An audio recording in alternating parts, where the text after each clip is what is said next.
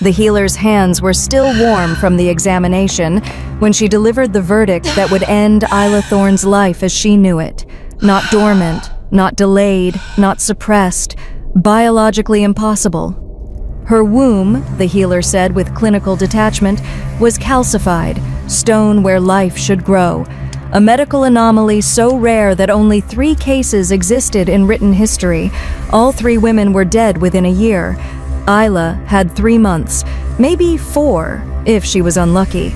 But Alpha Gregory Delaney didn't trade her away out of cruelty. He traded her away out of mercy to the only person in the shifter world who collected the dying, studied them, and sometimes, against all odds, saved them. The Lycan King. Chapter 1. The Trade.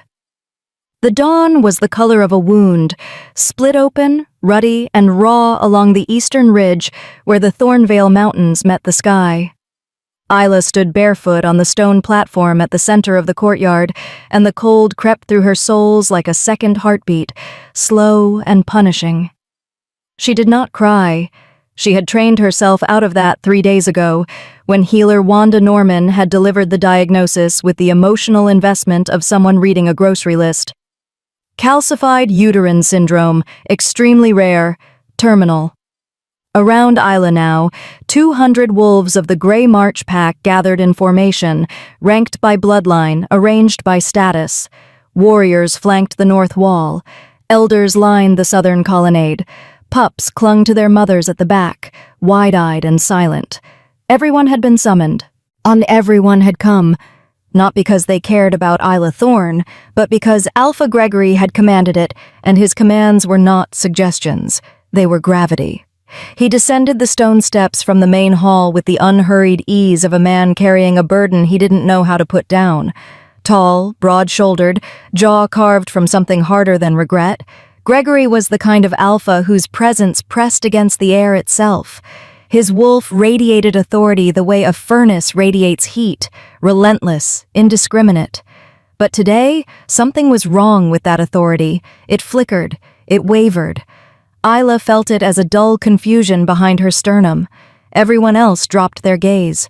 She kept hers fixed on the horizon, on the bruised sky, on anything that was not him. In his right hand, he carried a length of braided rope. It shimmered faintly, ceremonial hemp, no silver thread, no cruelty woven into the fibers. Just tradition, just protocol. "The Lycan King," Gregory announced, his voice rolling outward like distant thunder, "accepts unusual cases, medical anomalies, conditions that defy conventional healing." A murmur rippled through the crowd. Isla felt it vibrate in the stones beneath her feet. Gregory turned to face her, his amber eyes bright with his wolf's presence, settled on her, not with disgust, not with indifference, but with something far more unbearable. Pity. "Isla Thorne suffers from a condition no healer in this territory can treat," he continued. "She has weeks, perhaps a month. I am sending her to the only person who might keep her alive." He knotted the rope around her wrist. The fibers pressed into her skin, not biting, not burning. Just there. A tether to a decision she hadn't made but couldn't refuse. "This is not exile," Gregory said, and his voice dropped low enough that only she could hear. "This is hope, the only kind I can give you." Isla's mother stood in the third row. Christina Williams, once vibrant, now diminished by years of watching her only daughter waste away in ways no wolf should. Her hands were clasped so tightly in front of her that the knuckles had gone white. She did not look up. She did not speak. No one spoke. Isla swallowed against the knot in her throat. She had carried a small object in her pocket for 3 years, a river stone, smooth and pale, taken from the creek where her father had taught her to skip rocks before the sickness claimed him. She pressed her thumb against it now, feeling its cool weight, and it was the only thing she owned that no one had tried to take. "The convoy leaves within the hour," Gregory continued, stepping back, already releasing her from his immediate orbit. "The Lycan King's citadel is a 7-day ride east." He paused, and for just a moment, his composure cracked. "May the Moon Mother guide what remains of your path." The blessing was hollow. Everyone knew it. Isla was lifted, not roughly, but not gently either, into the back of a covered wagon by two guards who would not meet her eyes. The wagon smelled of old hay and lamp oil. Through the canvas flap, she watched the courtyard shrink, the stone columns, the iron torches, her mother's bowed head growing smaller and smaller until the trees swallowed everything. She pressed the river stone against her chest and breathed. She did not know that the Lycan king had not asked for a dying wolf. She did not know that Gregory's desperate gamble was built on rumors, whispers, and one 10-year-old letter from a king who collected the broken and studied them like specimens in glass. She did not know that 7 days east, in a citadel of black stone and ancient power, a king sat in a laboratory surrounded by the preserved remains of the unsolvable, and wondered why his chest had ached since dawn. She knew only the cold, the rope, the silence of 200 people who had watched her leave, and felt nothing but relief that death was leaving their territory instead of staying. The wagon rattled forward, and Isla Thorne disappeared into the trees. 7 days of forest roads, creek crossings, and mountain passes reduced Isla to a creature of endurance. She slept in the wagon bed between sacks of grain, which was more dignity than she'd expected. The guards fed her twice a day, hard bread, dried venison, water from a leather flask that tasted of smoke. She did not complain. Complaint required the expectation of better treatment, and Isla had abandoned that expectation the moment Wanda Norman had said terminal without blinking. On the morning of the 7th day, the forest thinned, and the Lycan King's territory announced itself not with fanfare, but with presence. The trees grew taller here. The air changed, heavier, richer, saturated with the scent of cedar and rain-wet stone, and something older, something Isla could not name but felt in the marrow of her bones. Power, ancient, vast, and utterly indifferent to the smallness of any single life. The citadel rose from the valley floor like a clenched fist. Black stone walls, 40 feet high, gleamed with moisture. Guard towers punctuated the perimeter at precise intervals, each one manned by sentinels whose eyes glowed faintly amber, their wolves pressed close to the surface. Watching. Always watching. Isla's wagon passed through the main gate, and the sound changed.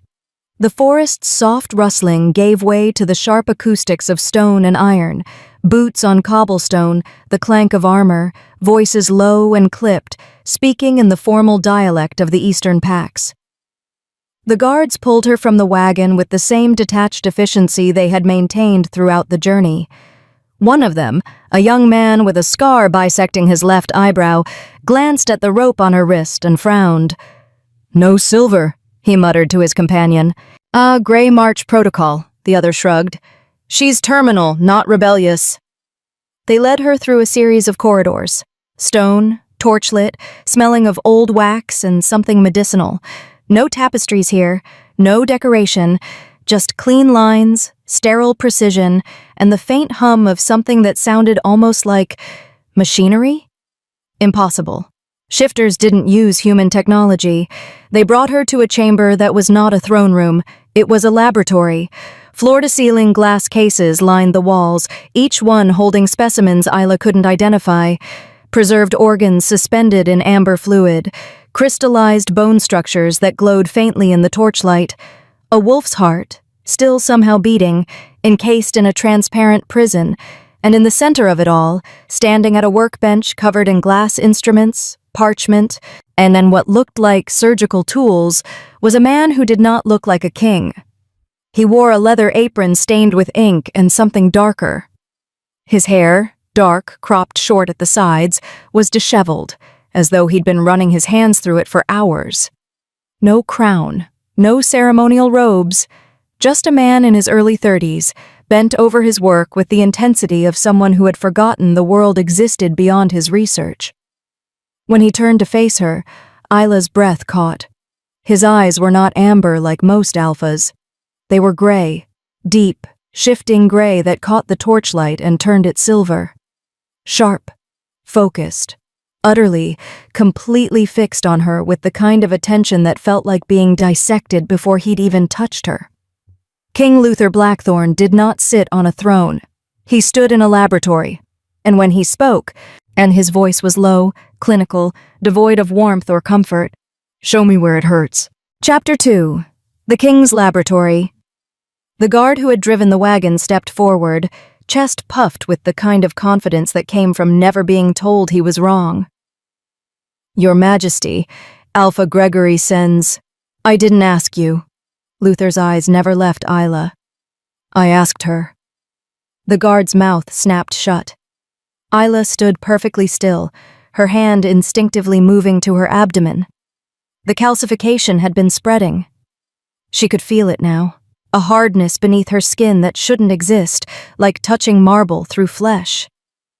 "Here," she said quietly, pressing her palm flat against the fabric of her dress.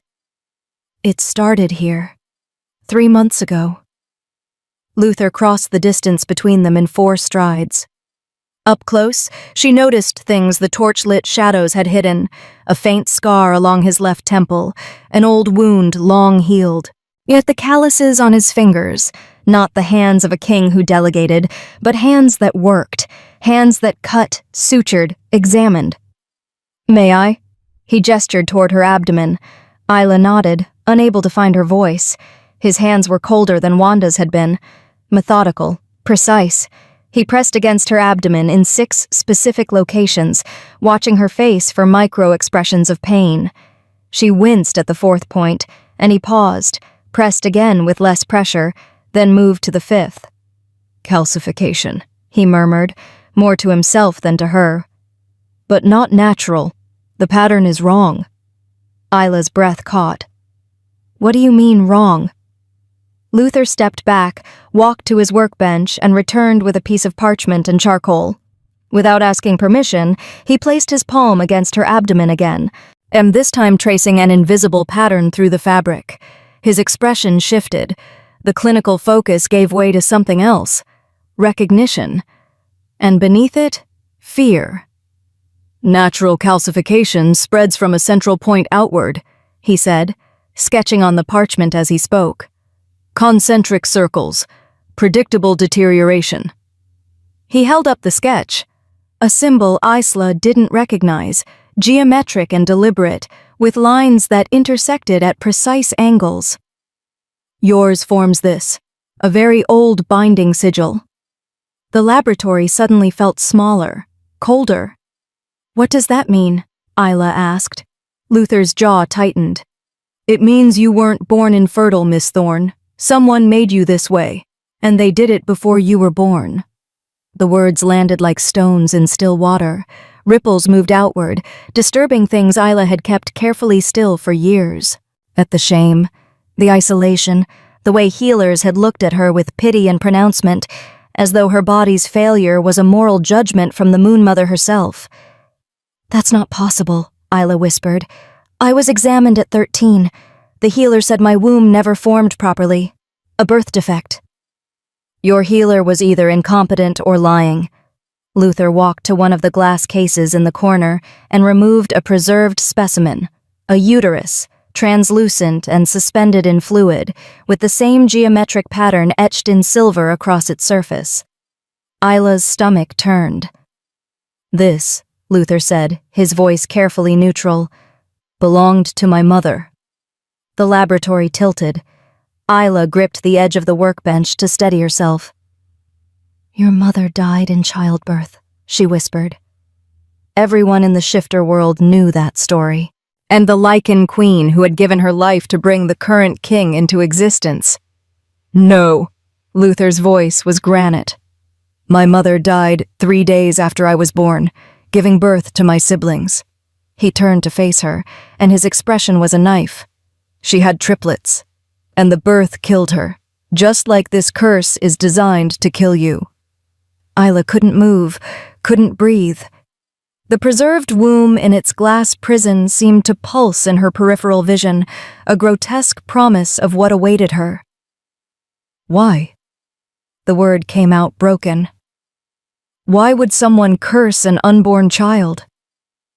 Luther set the specimen back in its case with deliberate care, as though giving himself time to choose his words. When he spoke, his voice was quieter, almost gentle. Because curses like this aren't about you. They're about leverage, control. As someone wanted to ensure that if you ever became relevant to a certain bloodline, you'd serve as a weapon. What bloodline? He met her eyes. Mine. The room was silent, except for the faint hum Isla had noticed earlier. Now that she was paying attention, she realized it came from one of the glass cases, the one containing the still beating heart. I don't understand, Isla said. I've never met you before today. My family has no connection to the Lycan crown. We're nobody. Your family name is Thorn. Yes. The Thorn bloodline, Luther said, walking to a bookshelf and pulling down a leather-bound volume thick with age, was nearly extinct 30 years ago.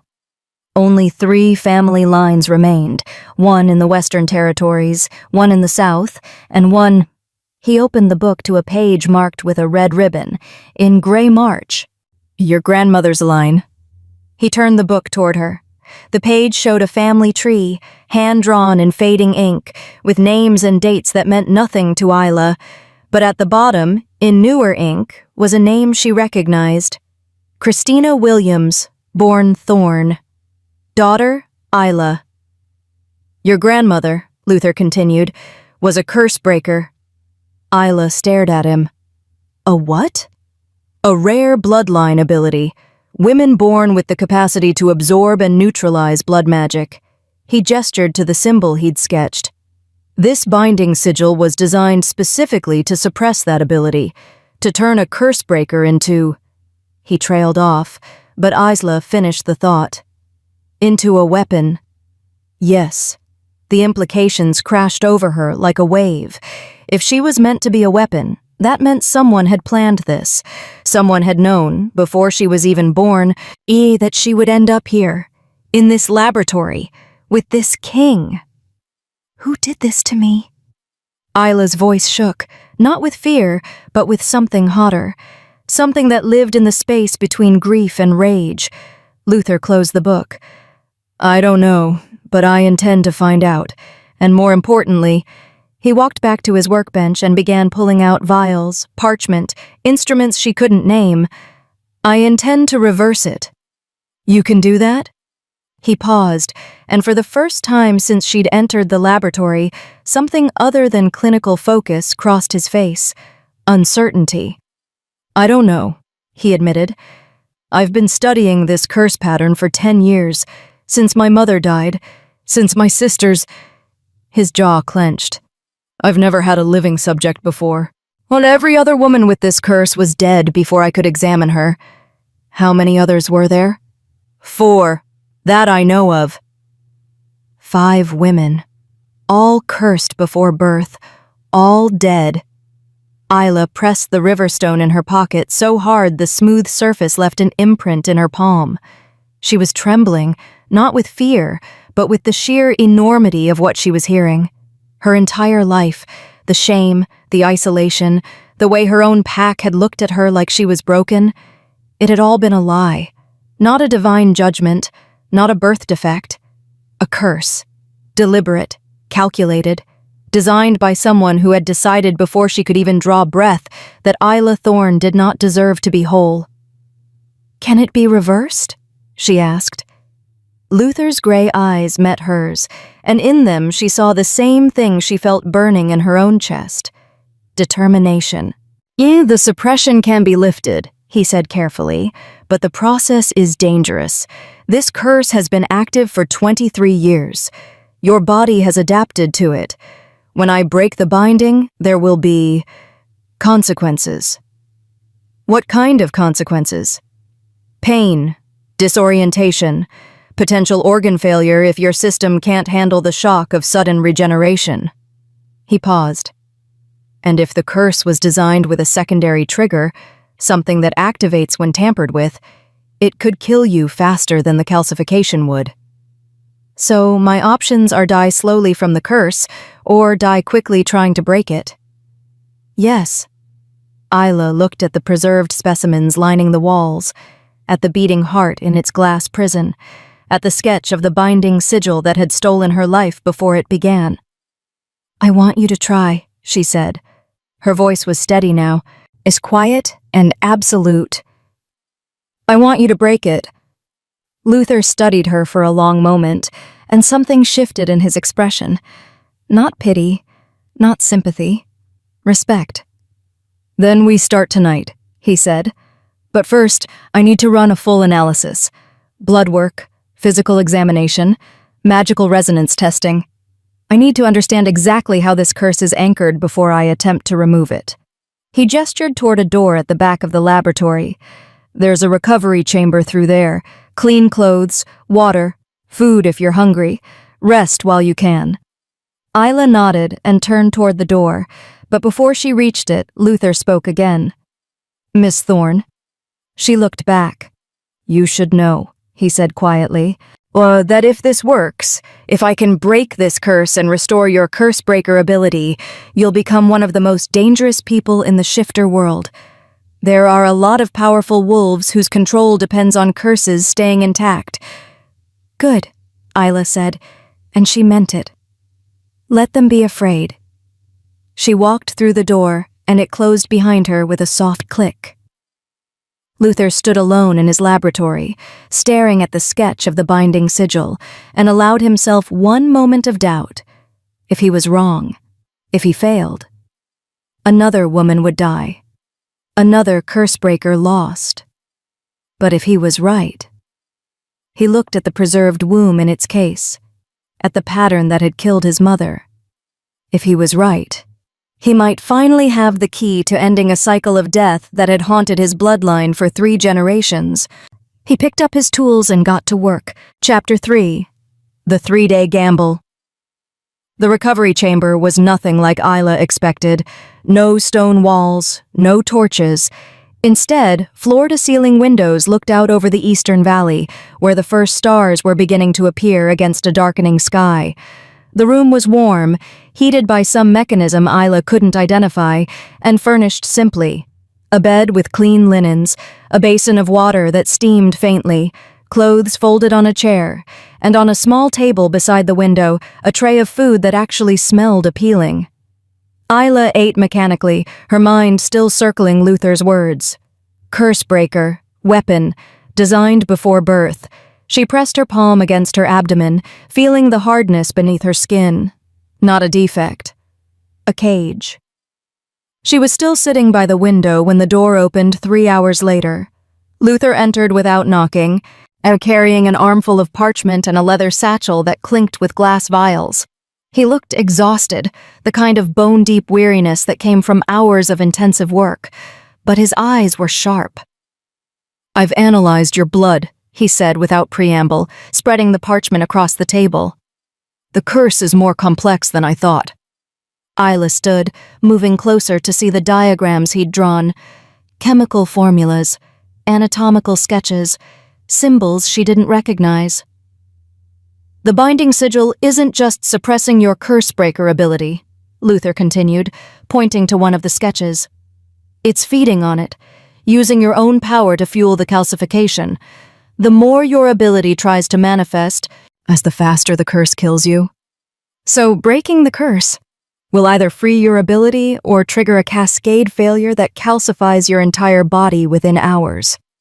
He looked at her directly. "There's no middle ground." Isla absorbed this. "What are the odds?" "I don't know. I've never attempted this before." "Guess."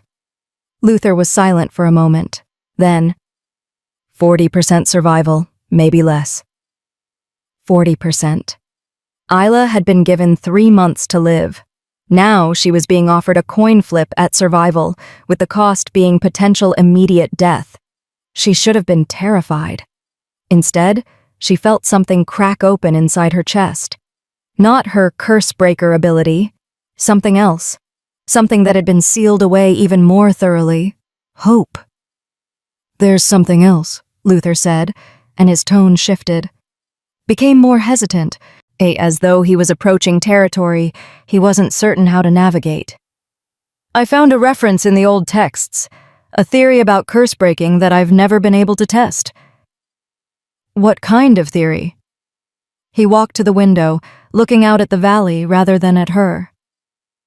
The curse is anchored to your bloodline, to your genetic code. Standard curse-breaking techniques won't work because the moment I remove the binding, your body will try to reassert the curse pattern. It's written into your DNA. So it's impossible. Not impossible, just unconventional. He turned back to face her. There's a window. According to the texts, if conception occurs during the curse-breaking process, the introduction of foreign genetic material can disrupt the curse's ability to reassert itself. The new DNA provides a shield, essentially. Something for your body to rebuild around that isn't cursed. Isla stared at him. You're saying I need to get pregnant while you're breaking the curse? Yes. That's insane. Yes. And if it doesn't work? Then you die, and possibly the child as well. Luther's expression was unreadable. But if it does work, the curse breaks permanently. Your curse breaker ability manifests, and the child, or children, since cursed breakers tend to carry multiples, would be born free of the binding. Children, plural. Isla's mind was reeling. This morning she'd been a dying woman being traded away like unwanted cargo. Now a king was standing in front of her, proposing that she attempt an experimental procedure that involved conception, curse-breaking, and a better-than-even chance of catastrophic failure. Why are you telling me this? She asked quietly. You could have just attempted the curse-breaking without mentioning this theory. Luther met her eyes, and for the first time, she saw genuine vulnerability in his expression. Because I won't use you as an experiment without your full consent. My mother died because my father tried to break her curse without telling her all the risks. He thought he was protecting her. Instead, he killed her and my sisters. His voice roughened. I will not make that mistake. You deserve to know everything, every option, every danger, and then you deserve to choose. Isla turned away, walking to the window. Outside, the stars were fully visible now, sharp and cold against the void. Choice. No one had ever given her that before. Not Gregory, who'd sent her here without asking. Not Wanda, who'd delivered a death sentence without offering alternatives. Not even her mother, who'd spent years watching her suffer in silence. But this man, this king who kept corpses in glass and sketched curses like they were puzzles to solve, was offering her something no one else had: agency. If I agree to this, Isla said slowly, how would it work? Luther moved to stand beside her at the window, careful to maintain a respectful distance. The curse-breaking process takes approximately 72 hours. I'd need to administer a series of alchemical compounds to destabilize the binding sigil. During that time, conception would need to occur, preferably within the first 24 hours. With you? Yes. His voice was clinical, professional. My bloodline is one of the oldest in the shifter world. Old enough that my genetic code predates most modern curses, including theoretically yours. Theoretically? I can't guarantee it will work, Miss Thorne. I can only tell you it's the best chance I can offer. Isla pressed her forehead against the cool glass of the window. Her breath fogged the surface. She was 23 years old. She'd never been touched with anything other than clinical detachment or veiled disgust. She'd never imagined a future that included children, a mate, anything beyond slow deterioration and lonely death. And now this stranger was offering her not just survival, but the possibility of everything she'd been told she could never have. If she was willing to gamble on a 40% chance and surrender her body to science. What do you get out of this? She asked. Luther was quiet for a long moment. My bloodline is dying, he finally said. Every generation, fewer heirs, more stillbirths, more mothers lost. I've spent 10 years studying my mother's curse, trying to understand why the Blackthorn line seems specifically targeted. He gestured back toward the laboratory. You're the first living curse breaker I've ever encountered. If this works, if we can break your curse and understand the mechanism, I might finally have the knowledge I need to save my own bloodline. So I'm still an experiment. Just a consensual one. Yes. He didn't flinch from the accusation. I won't pretend this is altruistic. I need the data. I need to understand how curse-breaking works on a genetic level. But his voice softened. I also meant what I said. You deserve to live. Not as a specimen. As a person. Isla turned to face him fully. In the starlight filtering through the window, his gray eyes looked almost silver. If I say yes, she said, I need something from you. Name it. Honesty. Complete honesty. No matter how bad the news is, no matter what you discover, I want to know. I've spent my entire life being lied to about my own body. I won't accept that anymore. Agreed. And if this works, if I survive and gain this Cursebreaker ability, I want access to your research, all of it.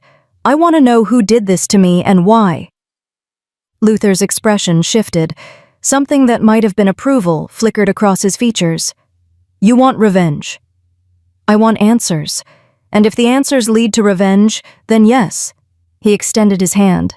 Then we have an agreement. Full transparency, full access to research. And if we both survive this, will we find whoever designed this curse and make them answer for it? Isla looked at his offered hand. Calloused. Steady. The hand of someone who'd spent years cutting into the dead to understand the living. She took it. His skin was warm despite the coldness of his touch earlier. The contact sent an unexpected jolt through her. Not attraction exactly, but recognition. As though some part of her that had been dormant her entire life suddenly stirred at his proximity. When do we start? She asked. Tonight. Now, if you're ready.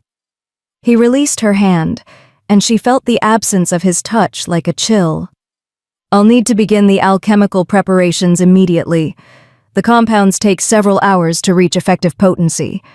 I'm ready? Luther nodded once, sharp and decisive.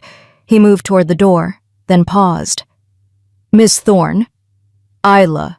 Oh, if we're doing this, you should use my name. Isla. He tested the word like he was tasting it. You should know that even if this works, the next 72 hours will be the most difficult of your life. The curse won't break quietly. It will fight, and fighting back will hurt. Everything about my life has hurt, Isla said simply. At least this time, I'm choosing the pain. Something shifted in Luther's expression. Recognition, perhaps, of someone who understood that sometimes survival required embracing agony. Then, let's begin. The laboratory was different at night. The specimens in their glass prisons seemed to glow with internal luminescence. The beating heart pulsed in rhythm with something Isla felt in her bones. And Luther moved through the space with the confidence of someone who knew every shadow, every surface, every secret the room held. He'd set up a medical examination table in the center of the room, surrounded by instruments Isla couldn't name, and vials of liquid in colors that shouldn't exist. Lie down, he instructed, his tone pure physician now. I need to establish baseline readings before I administer the first compound. Isla complied, the cold metal of the table pressing through the thin fabric of her borrowed clothes. Luther's hands moved over her with clinical precision, checking her pulse, examining her eyes, pressing against the calcification with practiced efficiency. He drew blood from her arm, 3 vials that he labeled and set aside. The first compound will destabilize the outermost layer of the binding sigil, he explained as he worked. You'll feel it as heat, possibly nausea. The calcification will resist, and your body will interpret the resistance as pain. I understand. He prepared a syringe, filling it with liquid that shimmered gold in the lamplight. This is going to hurt, he warned. I know. Luther injected the compound directly into her abdomen, at the center point of the calcification. Isla had thought she understood pain. She was wrong. The liquid fire spread through her core like a living thing, seeking out every point where the curse had taken root and burning it. She arched off the table, a scream building in her throat that she barely managed to swallow. Luther's hand pressed against her shoulder, holding her steady. "Breathe. It will pass." It didn't pass. It built, wave after wave of heat and agony that made her earlier suffering feel like a distant memory. And through it all, Luther stood beside her, one hand on her shoulder, his voice steady and low, counting down the seconds until the first wave crested and finally, mercifully, began to recede. When Isla could breathe again, she was shaking, drenched in sweat. "That was the first compound," Luther said quietly. "There are 6 more. Each one will be worse than the last."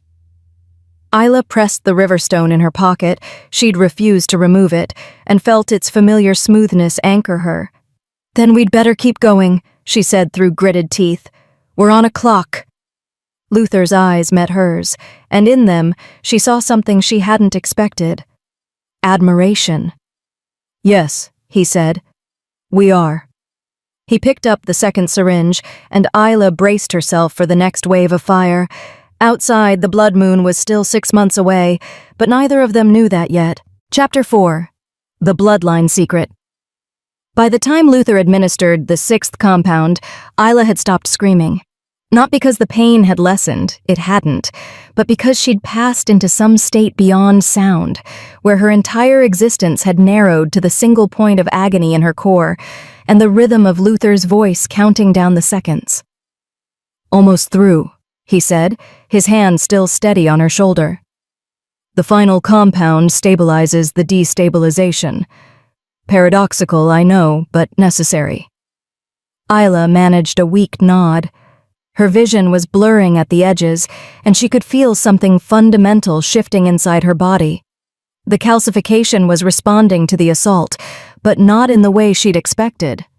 Instead of breaking down, it felt like it was rearranging, gathering itself for a counterattack. The 7th injection was cold instead of hot.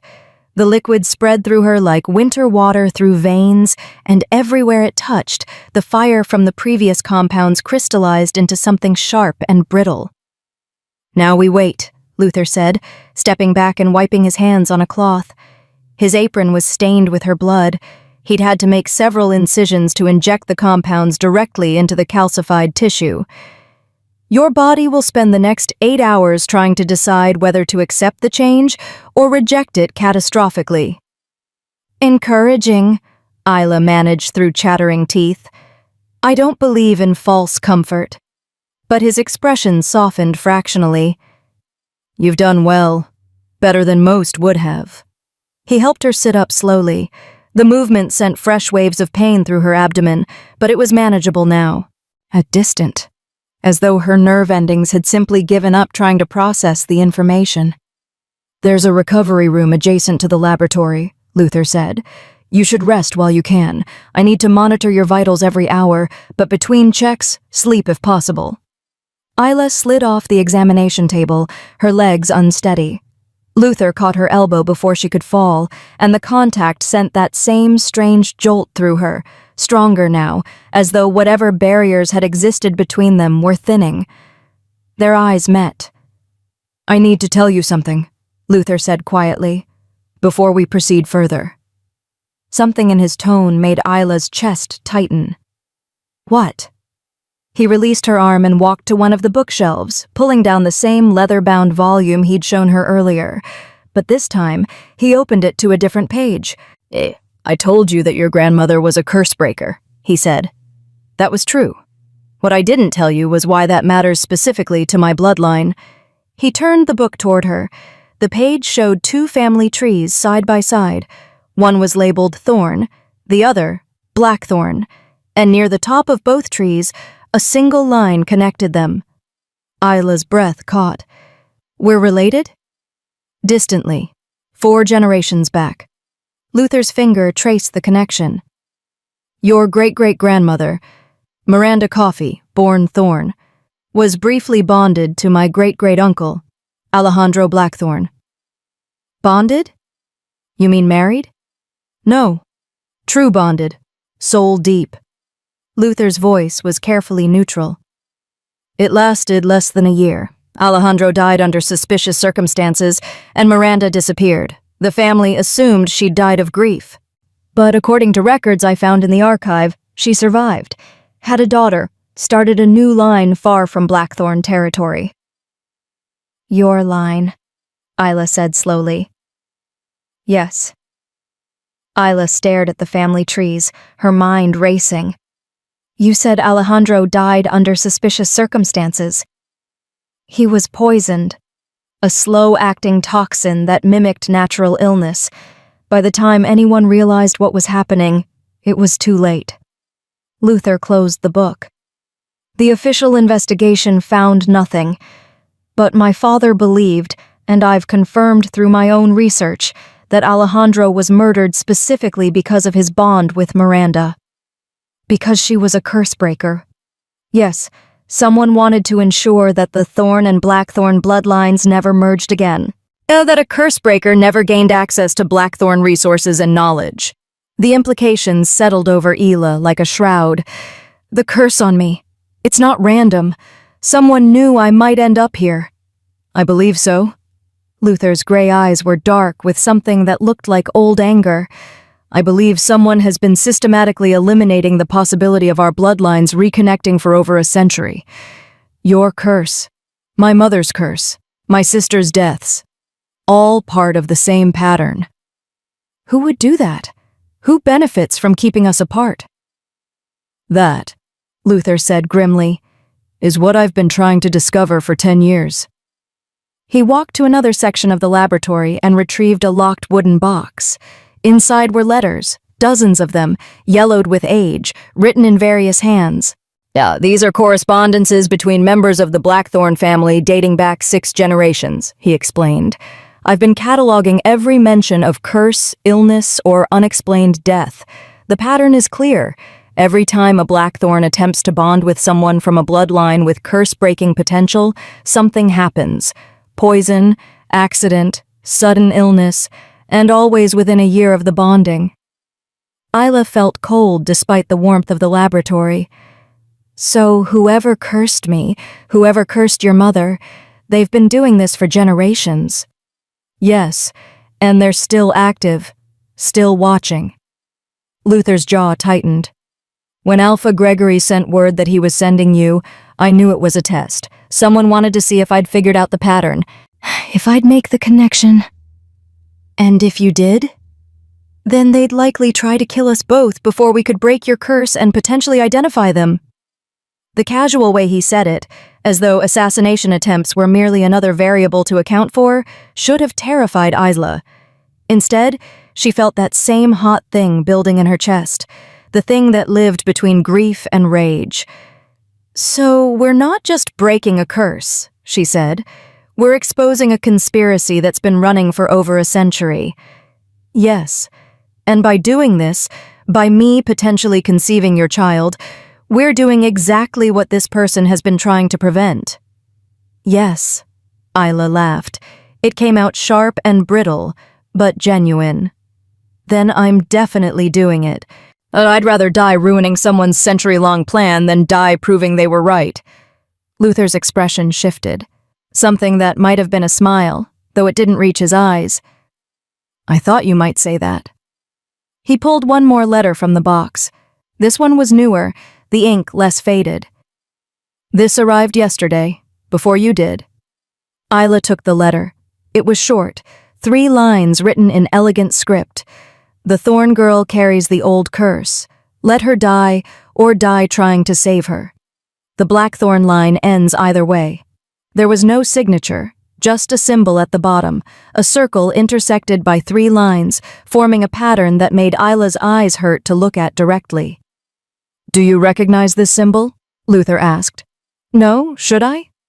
It's the mark of the Twilight Court, at an ancient organization of blood mages who believe in maintaining what they call bloodline purity. They oppose any mixing of certain genetic lines, claiming it disrupts the natural order. And they've been trying to exterminate any connection between Thorns and Blackthorns for 100 years. So it would seem. Isla handed the letter back. How did they know I was coming?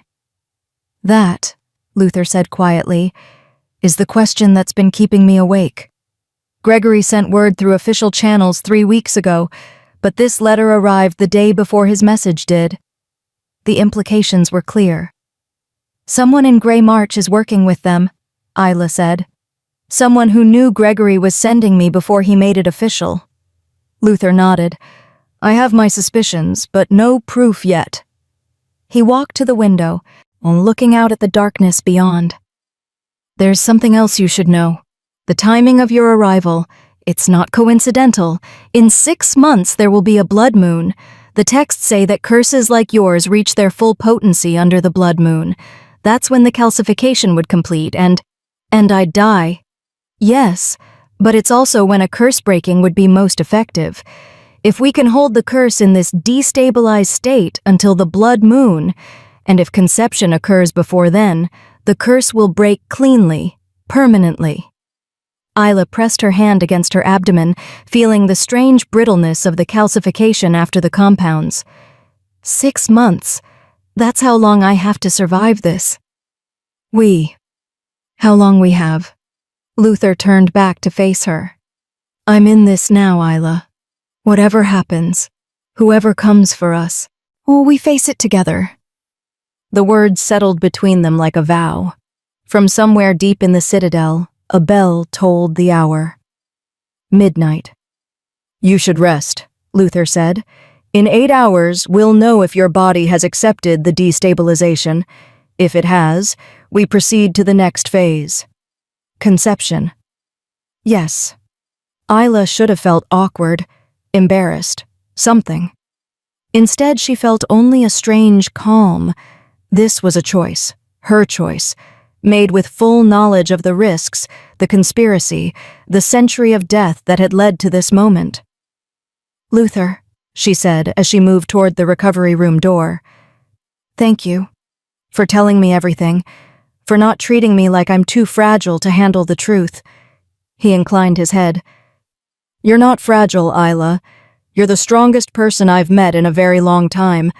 And if we survive this, then I think you're going to terrify a lot of very powerful people. Good, she said, echoing her earlier sentiment. Let them be afraid. She closed the door behind her, and Luther was alone in the laboratory once more. He looked at the letter with its hateful symbol, then at the specimen cases lining the walls, at his mother's preserved womb with its curse pattern matching Ila's. I know you're watching, he said quietly to the empty room. I know you're waiting to see if I fail like my father did, but you made one mistake. He picked up the syringe he'd used for the 7th compound, still containing a trace of the stabilizing solution. You assumed I'd try to save her the way he tried to save my mother. Alone.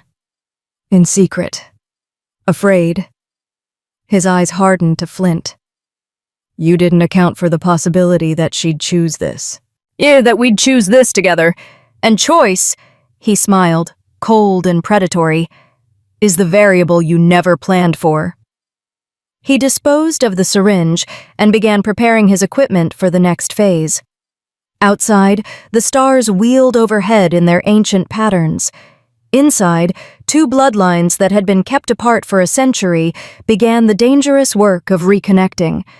And somewhere in the shadows, someone received word that the Thorn Girl had survived the first phase. The letter they sent in response was even shorter than the last. Accelerate the timeline. The blood moon comes early. Kill them both. Chapter 5. The 72 Hours. Isla woke to pain. Not the searing agony of the compounds, but something deeper. A bone-deep ache that felt like her body was being rebuilt from the inside out, every cell renegotiating its relationship with every other cell. She pressed her hand against her abdomen and felt it immediately. The calcification had changed. The marble-hard rigidity had softened to something more like dense clay. Still there. Still wrong. But yielding in a way it hadn't been before. Her body had accepted the destabilization. The door opened, and Luther entered carrying a tray. Not medical instruments this time, but food. Real food. Bread that smelled fresh, fruit, cheese, and tea that steamed in the cold morning air.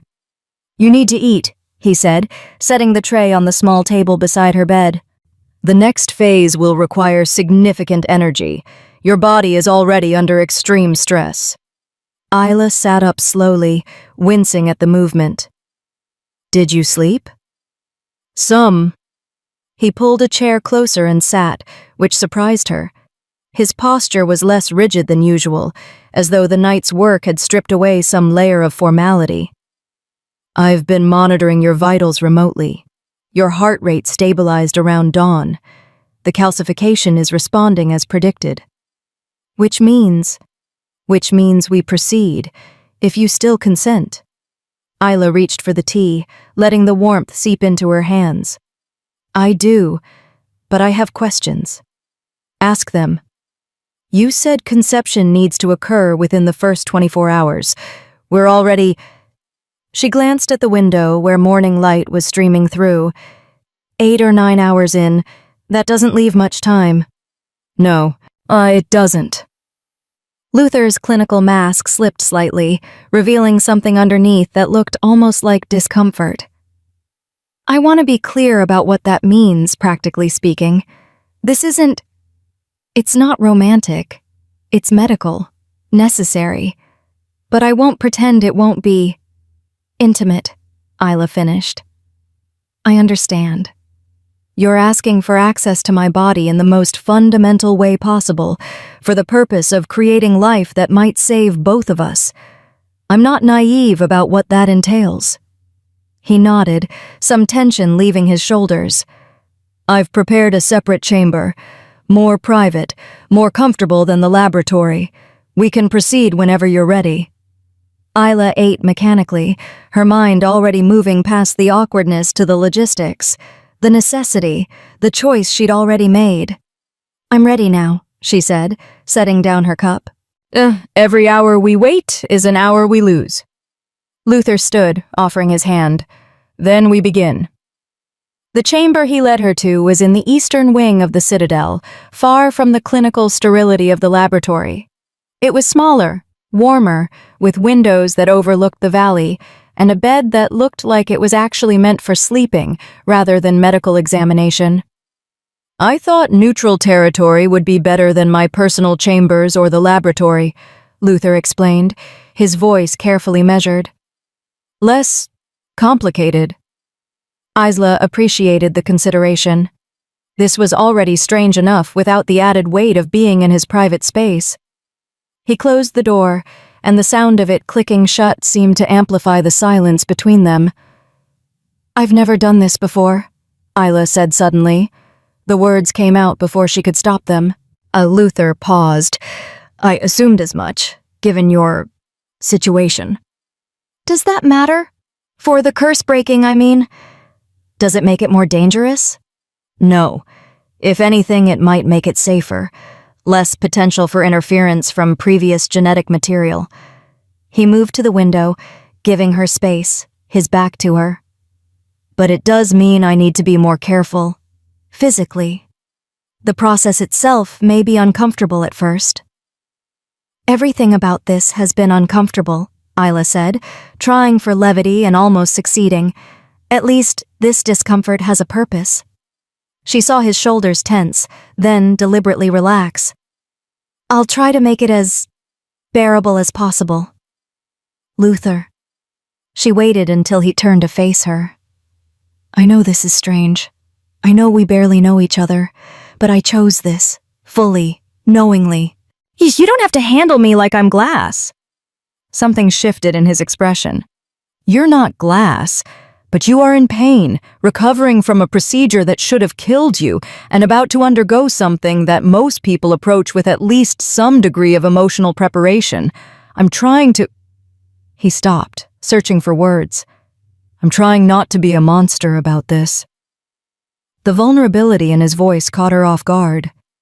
Here was the king of the Lycan territories, a man who kept corpses in jars and spoke about death with clinical detachment, worried about being gentle with a woman he'd known for less than a day. You're not a monster, Isla said quietly. A monster wouldn't have told me the truth, wouldn't have given me the choice. She crossed the distance between them, moving until she stood close enough to feel the heat radiating from his body. This close, she could see the exhaustion in his face, the fine lines around his eyes, the silver threading through his dark hair at the temples. He was beautiful in the way that sharp things are beautiful, compelling and dangerous in equal measure.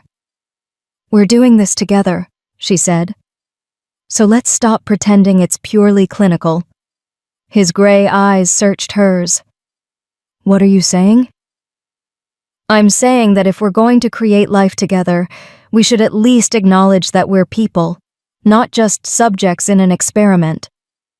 Slowly, carefully, she reached up and placed her hand against his chest. His heart was beating fast beneath her palm, not calm, not detached, nervous. "You feel it too," she said, not a question. "Yes." The word was barely above a whisper. Since the moment you walked into the laboratory, like something recognizing something else. I don't know what it is." "The bloodline connection, from 4 generations back." "Perhaps, or perhaps..." He covered her hand with his own, pressing it more firmly against his chest. "Perhaps it's something simpler. 2 people who've both been lonely for too long, finding each other in the middle of impossible circumstances." Isla's breath caught. She hadn't expected honesty like that, hadn't expected him to name the thing she'd been feeling but couldn't articulate. "I've been alone my whole life," she admitted. "By force, not choice. Being around you feels like remembering what it's like to be seen." "I see you." His other hand came up to cup her face, thumb brushing against her cheekbone. "Oh, I see someone who should have been cherished and was discarded, someone who should have been protected and was cursed before birth. Someone..." His voice roughened. "Someone extraordinary that the world tried to convince was broken." Tears burned behind Isla's eyes. No one had ever spoken to her like this, like she was valuable, like she mattered beyond her usefulness. "Luther." He kissed her before she could finish. It wasn't aggressive, wasn't demanding, just a gentle pressure of lips against lips, testing, asking a question without words. Isla answered by leaning into him, her free hand coming up to grip his shirt, anchoring herself against the sudden vertigo of being wanted. The kiss deepened slowly, carefully, Luther's hands moving from her face to her waist, pulling her closer but not too close, always mindful of her injuries and her pain. When they finally broke apart, both breathing harder, Isla felt something fundamental shift inside her chest. Not the curse, not the calcification, something else entirely. "That wasn't clinical," she said breathlessly. "No." He rested his forehead against hers. "It wasn't. I apologize if..." "Don't." She cut him off. "Don't apologize for making this feel like something other than a medical procedure. Don't apologize for making me feel like a woman instead of a specimen." His hands tightened on her waist. "Isla, I want this," she said clearly. "Not just the procedure, not just the curse breaking. This. You. Whatever this is between us. We barely know each other. I know you've spent 10 years trying to save a bloodline that was dying because you couldn't save your mother. I know you keep her womb in a jar, not out of morbidity, but out of determination. I know you gave me the truth when lies would have been easier. I know." She pressed closer. "I know you're just as lonely as I am, and I know that if we're going to survive the next 6 months, we're going to need more than just clinical detachment between us." Luther was quiet for a long moment, his eyes searching hers with an intensity that felt like being dissected and cherished simultaneously. "I haven't let anyone close since my sisters died," he said finally. "I've been afraid that caring would make me weak, make me make mistakes." "What if caring makes you stronger?" He kissed her again, and this time there was less hesitation, less careful control. His hands moved over her with growing confidence, mapping the geography of her body, not as a physician, but as a man discovering something precious. When he lifted her and carried her to the bed, Isla felt the calcification pulse once, sharp and hot, as though the curse recognized what was happening and was gathering itself to fight. "It's reacting," she gasped against his mouth. "I know. We need to—" He broke off, his hands moving to the fastenings of her borrowed dress. "We need to complete this before the curse fully activates its defenses." They shed clothing with increasing urgency, the clinical necessity reasserting itself alongside the growing heat between them. Isla's hands shook as she helped him with his shirt, revealing a torso marked with scars, some old, some recent, all telling stories of a man who'd put himself in harm's way repeatedly. "You've been hurt," she said, tracing one particularly vicious scar across his ribs. "Research isn't always safe." He caught her hand, bringing it to his lips. "Are you ready?" Isla felt the calcification pulse again, harder this time, like something with claws trying to tear its way out. "Yes," she said, "before I lose my nerve." Luther positioned himself above her, his weight careful, controlled. "This will hurt at first. The curse will fight. But afterward—" His eyes met hers. "Afterward, if the theory is correct, your body will begin rebuilding itself around the new genetic material. The pain should lessen. And if the theory is wrong, then we'll have 3 days together before we know for certain." He pressed a kiss to her forehead. 3 days is more than some people get. Isla reached up and pulled him down into a kiss, and as their bodies joined, she felt the curse activate fully. And pain exploded through her core, the calcification fighting, spreading, trying to complete its work before the foreign genetic material could interfere. Luther held her through it, his voice low and steady in her ear, counting down seconds, breathing with her, grounding her against the agony. And somewhere around the point where Isla thought she might actually die from the pain, something shifted. The calcification shuddered, cracked, and began, molecule by molecule, to break down. The curse was losing. Isla cried out, not in pain this time, but in relief so profound it felt like being reborn. Luther felt it too. She could see it in his eyes, wonder, hope, and something fiercer. Victory. "It's working," he breathed. "Isla, it's actually working." They stayed intertwined as the dawn light strengthened, as Isla's body slowly, painfully, as miraculously began to heal itself, and as 3 microscopic clusters of cells, each one carrying half her genetic code and half his, began their own improbable journey toward life. Neither of them knew yet that conception had been successful. Neither of them knew that the curse, in its death throes, would birth one final complication. Neither of them knew that somewhere in the Citadel, a healer who'd served the Blackthorn family for 30 years was preparing to send word to the Twilight Court. The destabilization succeeded, conception likely, recommend immediate intervention. For now, they only knew relief, and the tentative, fragile beginning of something that felt dangerously like hope. Chapter 6. The Mother's Truth. 3 days passed in a blur of pain, monitoring, and cautious optimism.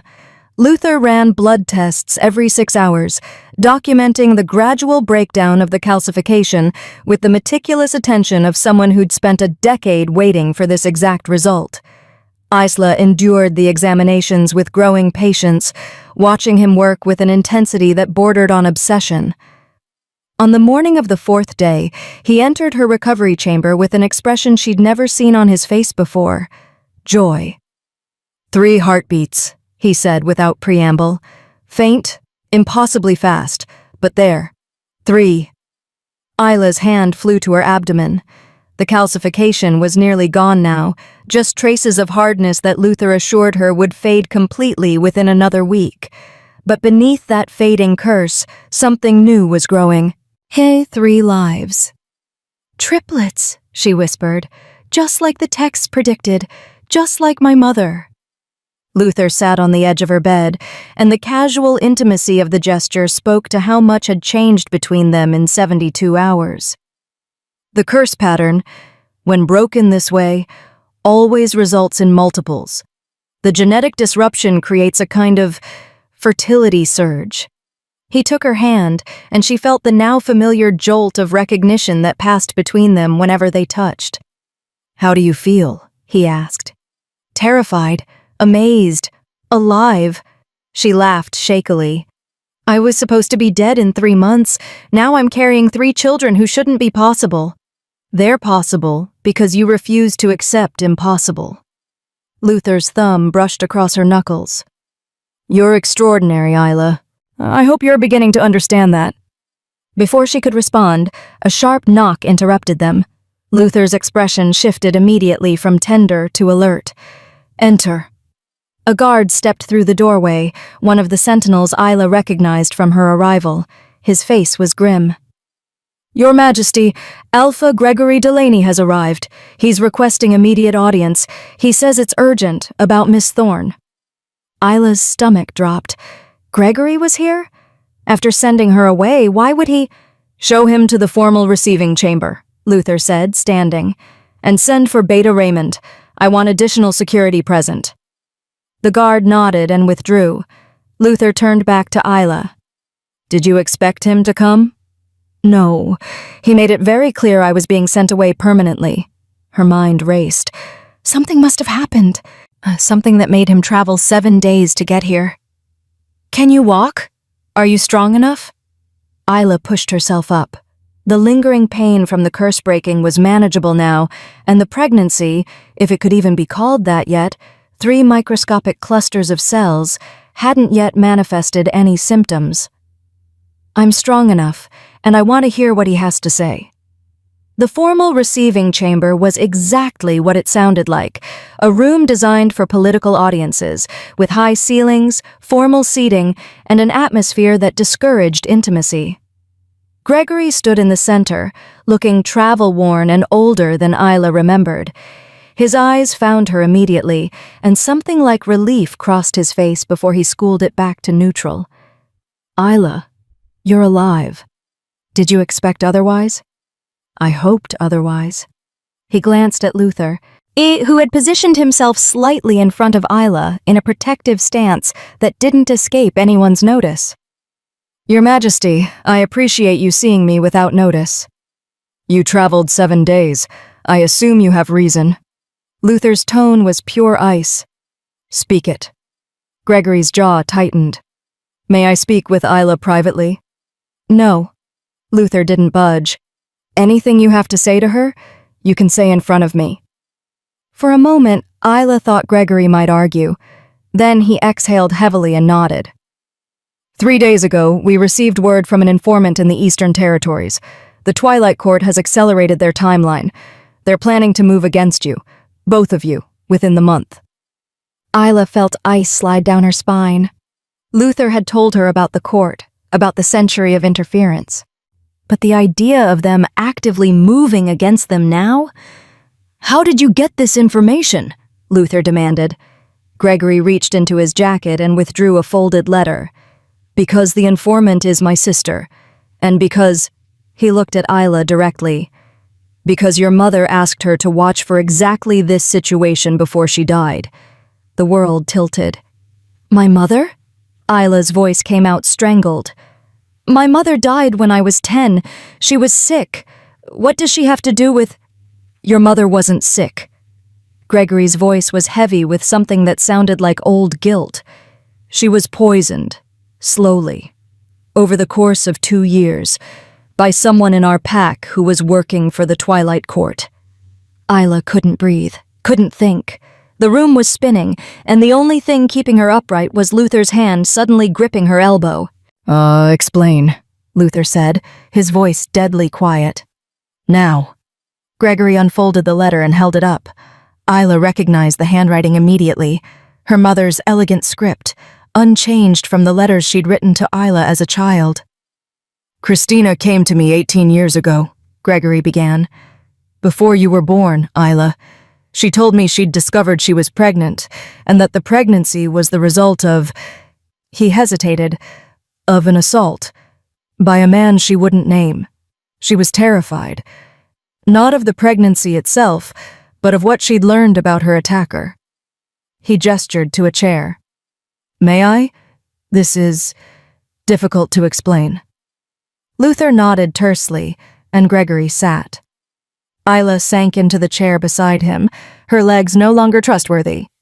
Christina told me she'd researched her attacker's background and discovered he was connected to an organization called the Twilight Court, that he'd specifically targeted her because of her bloodline, the Thorn bloodline. She knew she was a cursebreaker? Isla asked. She suspected. Her own mother had died under mysterious circumstances when Christina was young, but before she died, she'd told Christina stories about women in their family who could break curses, who were hunted for it. Gregory's expression was pained. Christina was afraid that if the court knew she was pregnant, they'd kill the child. Kill her. So she asked me to protect her. You bonded with her, Luther said. Not a question. No. She refused to bond. Said it would make both of us targets. But I claimed her as Pac, gave her my name in the records, hidden when you were born. He looked at Isla. I claimed you as Pac blood.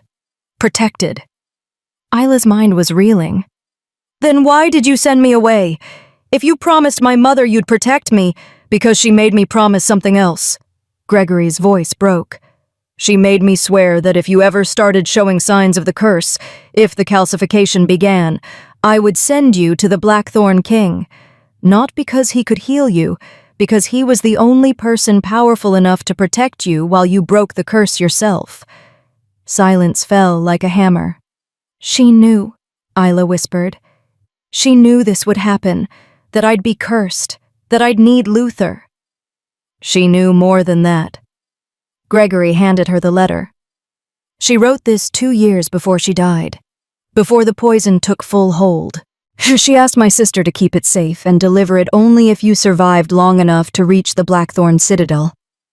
Isla's hands shook as she unfolded the letter, her mother's handwriting blurred through sudden tears.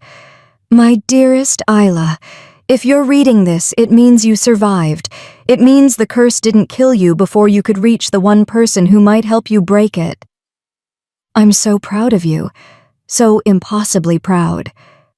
I need you to know the truth. All of it. Your father's name was Alejandro Klein. He was a blood mage working for the Twilight Court, and he assaulted me specifically because you are, descended from a line of cursebreakers. The court wanted to create a weapon, a cursebreaker whose ability was locked away, who would die if she ever tried to manifest it. They cursed you in my womb, before you even drew breath. They made you a trap. But they made a mistake. They assumed I wouldn't understand what they'd done. They assumed I'd never figure out the pattern. I spent 10 years researching, learning, and I discovered something they didn't account for. The curse can only be broken by someone whose bloodline predates it, someone from the old families, someone like the Blackthorn King. More than that, it can only be broken through willing conception, through choice, through the one thing the court has spent centuries trying to eliminate, love between bloodlines they want kept separate. If you're reading this, you've chosen him, or he's chosen you, or you've chosen each other. And that choice, that's the variable they never planned for. The triplets you're carrying, yes, triplets, the pattern always produces 3, are the court's worst nightmare. And 3 children with cursebreaker ability and Blackthorn power. 3 children who cannot be controlled or suppressed or turned into weapons. They will come for you, for Luther, for the babies.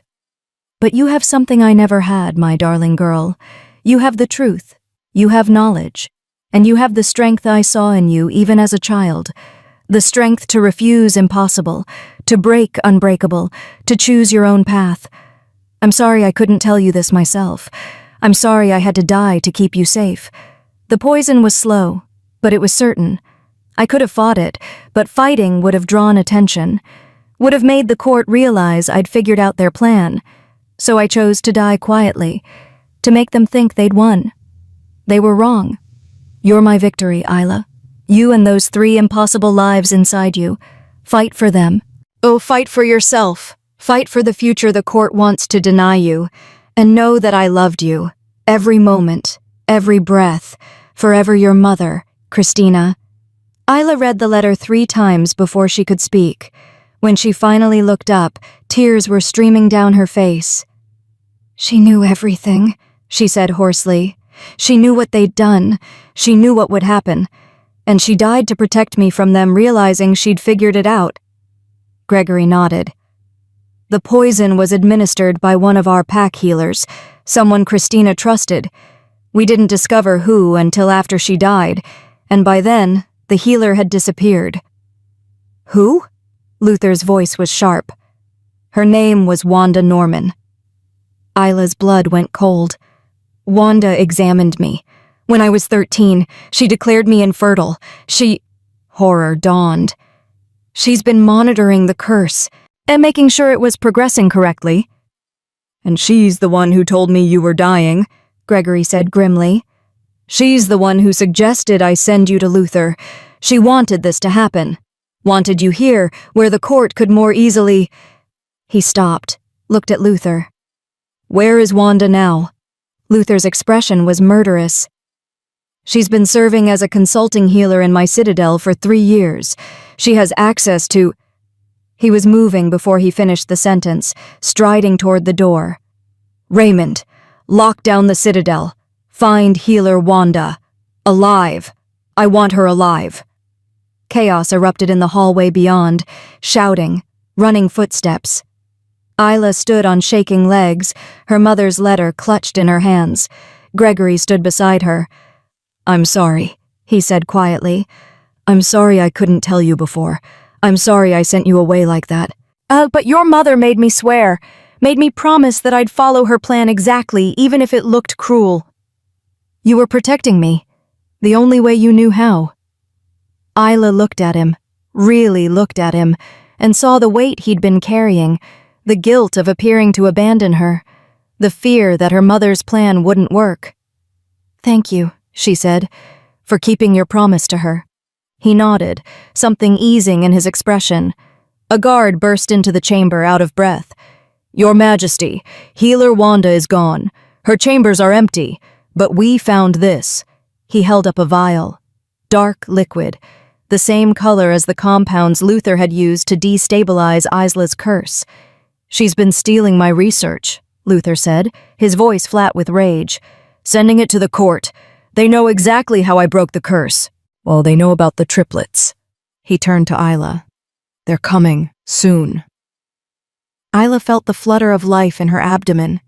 Too early to be real, she knew, but her mind supplied it anyway. 3 heartbeats. 3 impossible lives. Let them come, she said, her mother's words echoing in her mind. We know the truth now. We know what they want. And we know— She placed her hand over her stomach. We know what we're fighting for. Gregory stepped forward. You'll need allies. The Grey March Pack stands with you. All of us. Luther's eyes met Isla's across the chamber. In them, she saw determination, fury, and something else that made her breath catch. Love. Then we prepare, he said. We have 6 months until the blood moon, 6 months to fortify, to plan, to ensure that when the Twilight Court comes, we're ready, Isla finished. Outside, and storm clouds gathered over the citadel. Inside, 3 impossible lives continued their quiet, defiant growth, and somewhere in the shadows, Wanda Norman sent one final message to her masters. The Thorn Girl survived, conception successful, triplets confirmed. She knows the truth. Recommend immediate termination. All 4 targets. Chapter 7. The Siege of Secrets. The war room was a circular chamber in the Citadel's west tower, with maps pinned to every surface and a table scarred by generations of strategic planning. Luther stood at the head, arms crossed, his expression holding the particular stillness that Isla had learned meant he was at his most dangerous. Around the table sat Gregory, Beta Raymond Bryant, a grizzled warrior who'd served the Blackthorn crown for 30 years, and a woman Isla hadn't met before. She was older, silver-haired, with eyes that missed nothing. "This is Gail Blackwell," Luther introduced, "head of my intelligence network. If anyone knows where Wanda went, it's her." Gail inclined her head toward Isla. "Congratulations on surviving the impossible, Miss Thorne. Your mother would be proud." "You knew my mother?" "I knew of her. Christina's research into the Twilight Court was thorough. She contacted me twice, asking questions about Blackthorn family history. I didn't understand why at the time." Gail's expression softened. "I'm sorry we couldn't protect her." "She protected herself, and me." Isla placed her hands flat on the table, feeling the cool wood ground her. "Now we need to protect the children." "Agreed." Gail spread a map across the table. Not of territories, but of something else. A web of connections, names linked by lines in different colors. The Twilight Court isn't a formal organization. It's a network of blood mages, corrupt healers, and old family wolves who believe in bloodline purity. They operate through proxies and sympathizers. Her finger traced several red lines. Wanda Norman is one of their primary agents, and she's been placed in various packs over the past 30 years, always as a healer, always in positions where she can monitor specific bloodlines. "Like mine," Isla said. "And mine," Luther added grimly. "She examined my mother during her pregnancy, declared everything normal. 3 days after the triplets were born, my mother was dead." The room went cold. "You think Wanda killed her?" Raymond asked. "I think Wanda administered something that accelerated the curse's final phase, made sure my mother died exactly when the court wanted her to." Luther's hands clenched, "And now she's had access to Isla, to our research, to everything we've done to break the curse." "Which means the court knows our weaknesses," Gregory said, "knows exactly how to attack." Gail nodded. "I've tracked Wanda's movements since she fled. She went east, and toward the border territories where court influence is strongest. She's likely reporting to her superior now." "Who is?" Isla asked. "That's what we've been trying to determine for 10 years. Gail tapped a name at the center of the web, a blank space marked only with a question mark. "The court's leadership is deliberately obscure. We know there's a head council, 3 members, always 3, but their identities are protected by blood oaths and concealment spells." 3 members, Isla repeated, something clicking in her mind. "The curse produces 3 children. My mother was poisoned to keep 3 secrets. Is the number significant?" Luther's eyes sharpened. "In blood magic, 3 is the number of binding. Past, present, future, mind, body, spirit. The court uses triadic structures in all their workings. So if we want to expose them, well, we need to break 3 bindings," Raymond said. "Find 3 secrets." "Or kill 3 leaders," Gregory added darkly. "We don't even know who they are," Isla pointed out. "How do we fight people we can't identify?" "We force them to reveal themselves." Luther walked to a different map, this one showing the Citadel and surrounding territories. "They want to kill us before the blood moon, before the triplets are born and their worst fear is realized. That gives them 6 months to act." "So we make them act on our terms," Isla said slowly, understanding. "We set a trap." "Exactly." Luther's smile was cold. "Gail, how many people know about Isla's pregnancy?" "Currently? Perhaps a dozen. Your inner circle, Gregory's people, a few guards who were present during medical examinations." "We keep it that way. Officially, Isla is still dying. The curse-breaking failed. She has perhaps a month before the calcification completes." Luther looked at Isla. "Can you play that role? Appear weak, dying?" Isla thought of her mother, who'd spent 2 years pretending the poison wasn't killing her, who'd died quietly to protect her daughter. "I can do it," she said. "But why? What does that accomplish?" "It makes the court complacent. They think they're winning. That time is on their side." Luther's expression was fierce. "And while they're waiting for you to die naturally, we hunt them." "How?" Gregory asked. "Wanda didn't work alone. She had support here, In my citadel. Someone helped her steal my research. Someone fed her information about our movements." Luther's gaze swept the room. "We find that person. We make them talk. Well, and we follow the thread back to the court's leadership." "That could take months," Raymond objected.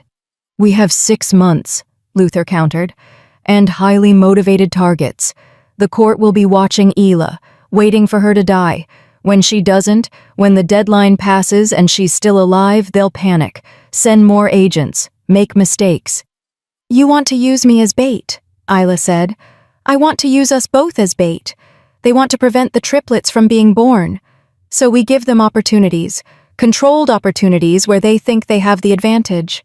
Gale was nodding slowly. "It could work, but you'd need absolute security. One mistake and—" "I know." Luther looked at Ela. "It's dangerous. More dangerous than anything we've already done.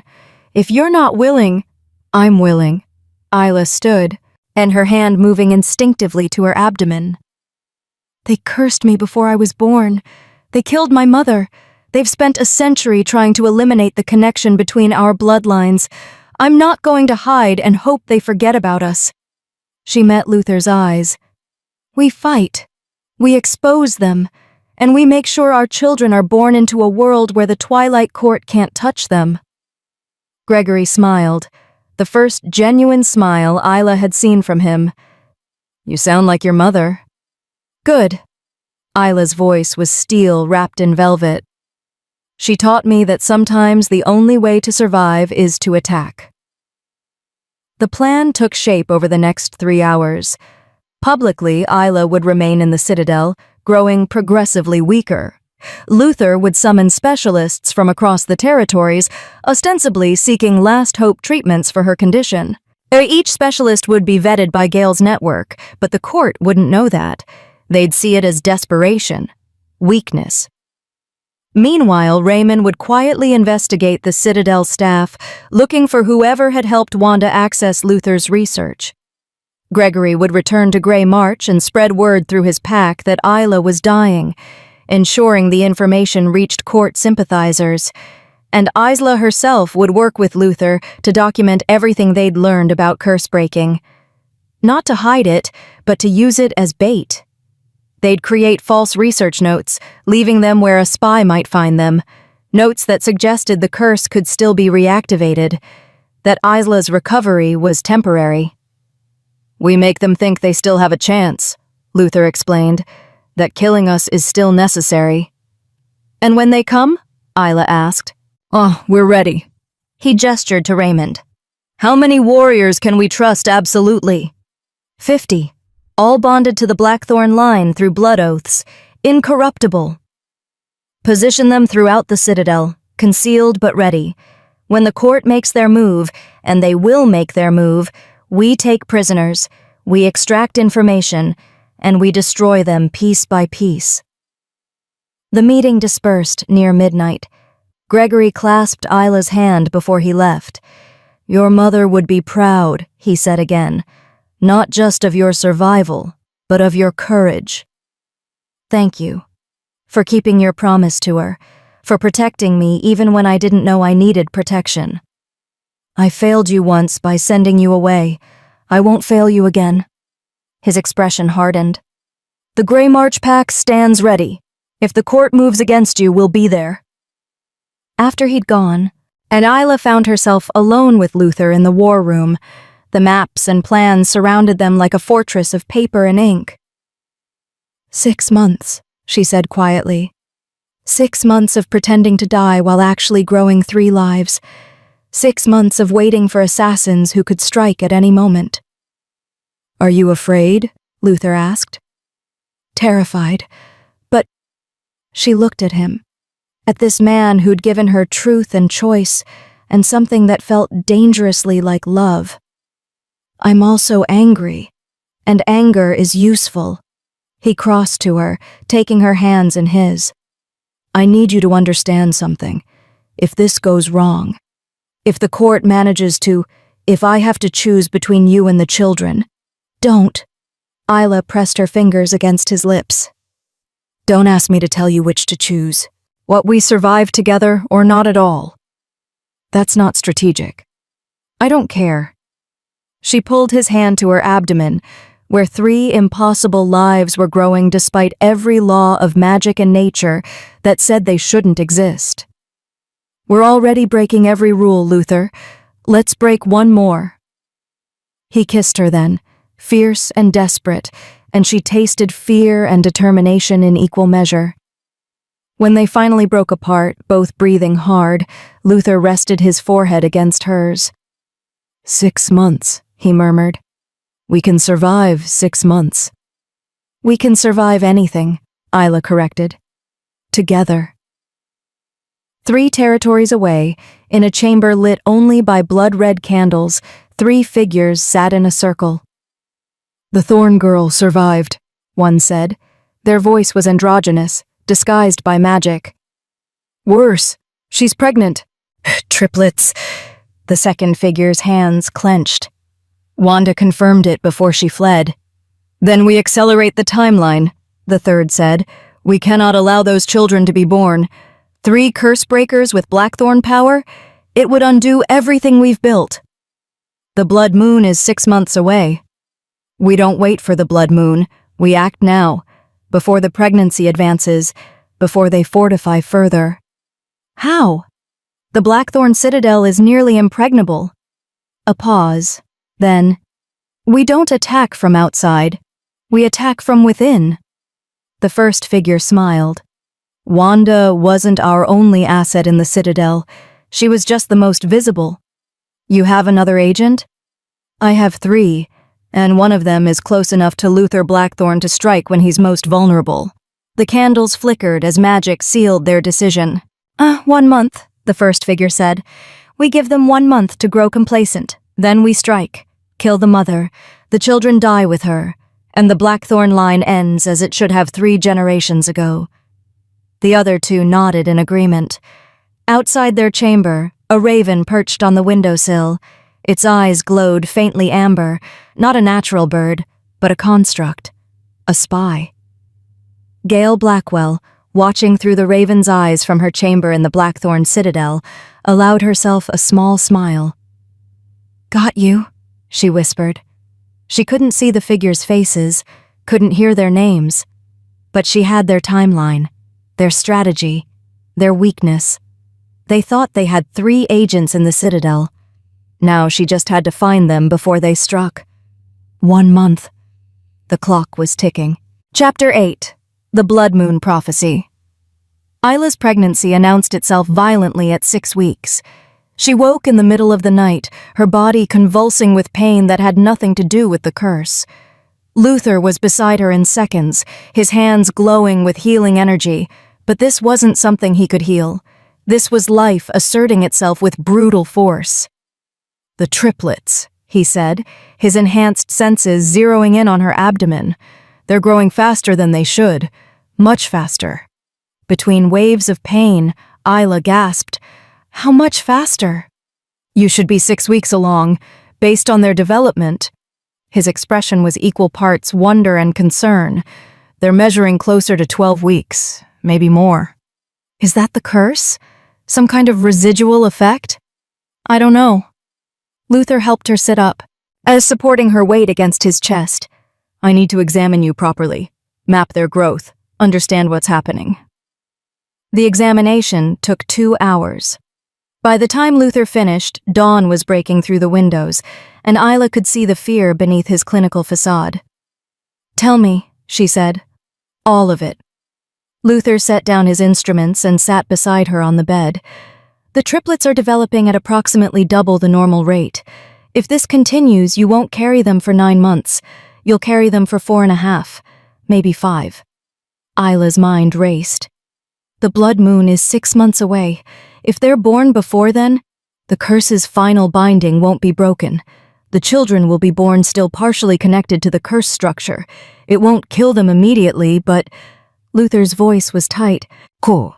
But they'll be vulnerable. The court could potentially re-establish the binding, turn them into what they wanted you to be. Weapons. So we need to delay the birth until the blood moon. Or accelerate the blood moon. Isla stared at him. You can do that? No, but I know someone who might be able to. Luther stood, pacing to the window. There's an archive keeper in the Northern Territories, Emily Cook. She's over 200 years old and was alive during the last forced celestial event. Forced celestial event? Blood mages interfering with natural astronomical cycles for ritual purposes. It's forbidden now. The backlash nearly destroyed 3 packs, but Emily documented the process. He turned back to face her. If anyone knows how to accelerate a blood moon, it's her. That's insane! Yea, and dangerous. So is allowing our children to be born vulnerable to the court. Luther's gray eyes were fierce. I won't risk them, Isla. I won't let them become what you almost became. Isla felt the flutter of life in her abdomen, real now, not imagined. 3 heartbeats, rapid and strong, demanding existence. Then we contact Emily, she said. We find out if it's possible. Emily Cook arrived 3 days later, traveling in a carriage that looked older than most of the Citadel. She emerged like a living relic, impossibly thin, impossibly upright, with eyes that had seen empires rise and fall. Luther Blackthorn, she said without preamble. I heard you were attempting the impossible. I see you've succeeded. Her gaze shifted to Isla with uncomfortable intensity. Thorn bloodline, cursebreaker, and pregnant with triplets who are growing at an unnatural rate. She smiled, sharp and knowing. You don't do anything halfway, do you, child? I don't have the luxury of halfway, Isla replied.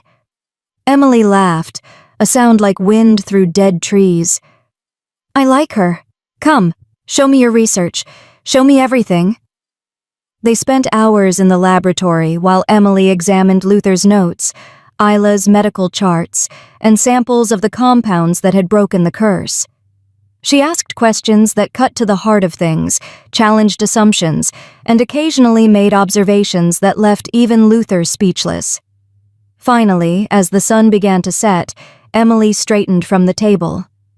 The accelerated growth is a direct result of the curse-breaking method you used, she announced. When you disrupted the binding through conception, you didn't just free Isla's curse-breaker ability, you turbocharged it. Her body is pouring regenerative energy into those fetuses at a rate that would kill a normal woman. I'm not dying, Isla said. No, because you're not normal. You're a curse-breaker carrying the children of one of the oldest bloodlines in existence. Your body is adapting, evolving, becoming something new. Emily's expression was almost envious. You're witnessing the birth of a new subspecies and you don't even realize it. Can we slow the pregnancy? Luther asked. Why would you want to? The accelerated rate is the only thing keeping the court from acting immediately. They're waiting for the blood moon because they believe you are. If they knew the children would be born in 3 months instead of 6, they'd attack tomorrow. But if they're born before the blood moon, the curse's final binding remains partially active. Yes, I understand the problem. Emily walked to the window, looking out at the darkening sky. There are 2 solutions. Neither is ideal. Tell us. First option. You attempt to magically slow the pregnancy. Risky. You could trigger a miscarriage or cause developmental problems. The triplets' accelerated growth is tied to Isla's cursebreaker energy. Suppress that energy, and you might suppress the children's viability. Not acceptable, Isla said immediately. I agree. Which leaves option 2. Emily turned back to face them. You accelerate the blood moon. Force it to occur when you need it to, rather than when the celestial calendar dictates. You said that nearly destroyed 3 packs last time. It did, because the mages who attempted it were arrogant fools who thought they could bend the cosmos to their will without consequence. Emily's smile was grim. But I documented their mistakes, and I know how to avoid them. Luther moved closer. What would it require? A massive expenditure of magical energy focused through a celestial anchor point. In practical terms, a ritual performed at a place where the veil between worlds is thin, powered by the combined life force of at least 50 bonded pairs, and anchored by someone with enough raw power to serve as a conduit. She looked at Luther. Someone like a Lycan king whose bloodline predates most modern magic. You want me to be the conduit. I want you to be the anchor. Isla will be the conduit. The room went silent. Absolutely not, Luther said. She's pregnant. Channeling that much energy could kill her and the children. Not channeling it will definitely doom the children to becoming court weapons, Emily countered. And before you argue further, consider this. Isla is a curse breaker. Her entire biological purpose is to absorb and redirect magical energy. She's literally the only person alive who could survive serving as a conduit for a celestial acceleration. Isla felt the weight of the decision settling over her like a shroud. If I do this, if I serve as the conduit, what are the risks? Death, madness, permanent magical scarring, miscarriage. Take your pick. Emily's bluntness was almost refreshing. But if you don't do it, your children will be born vulnerable, and the court will have centuries to figure out how to bind them. Oh, those are your options. When would we need to perform this ritual? Luther asked, his voice strained. Based on the triplets' current growth rate, you have approximately 2.5 months before they're born. The ritual requires a full moon to anchor to. The next full moon is in 6 weeks. Emily's expression was grave. Which means you have 6 weeks to find 50 bonded pairs willing to risk their lives, fortify the ritual site against court interference, and prepare Isla to channel enough power to literally pull a blood moon out of the sky 2 months early. That's impossible, Luther said flatly. So was breaking a century-old curse through conception. So was surviving the curse-breaking process while pregnant. So was everything you've already accomplished. Emily gathered her things. I'll remain here to help prepare. But you need to decide quickly. Every day you wait is a day the court gets closer to realizing your children are coming sooner than they think. She paused at the door. And Luther? When this is over, assuming we all survive, I want full access to your research. What you've discovered about curse breaking could change everything. After she left, Luther and Isla sat in silence. Finally, Isla spoke. We don't have a choice, do we? We always have a choice. Then I choose to fight. I choose to do whatever it takes to make sure our children are born free. She took his hand, even if it means pulling down the moon. Luther pulled her close, his arms wrapping around her with desperate tenderness. I can't lose you. Not now, not after everything. You won't. I'm stronger than you think. I know how strong you are. That's what terrifies me. He pressed his forehead against hers. Strong people take impossible risks. Good thing I have you to keep me grounded. They stayed like that until full dark, holding each other against the weight of what was coming. The next morning, Gail burst into Luther's study without knocking. I found one of them, she said breathlessly. One of the court's agents in the Citadel. Luther was on his feet instantly. Who? Jonathan Blake, one of your personal guards. He's been here for 8 years, completely trusted, absolutely loyal, or so we thought. Gail spread photographs across the desk, images captured by her surveillance network. He's been meeting with Wanda's contact in the Eastern Territories, passing information about Isla's movements, her medical condition, everything. Where is he now? Secured in the lower cells. He doesn't know we've identified him yet. I thought you'd want to question him personally.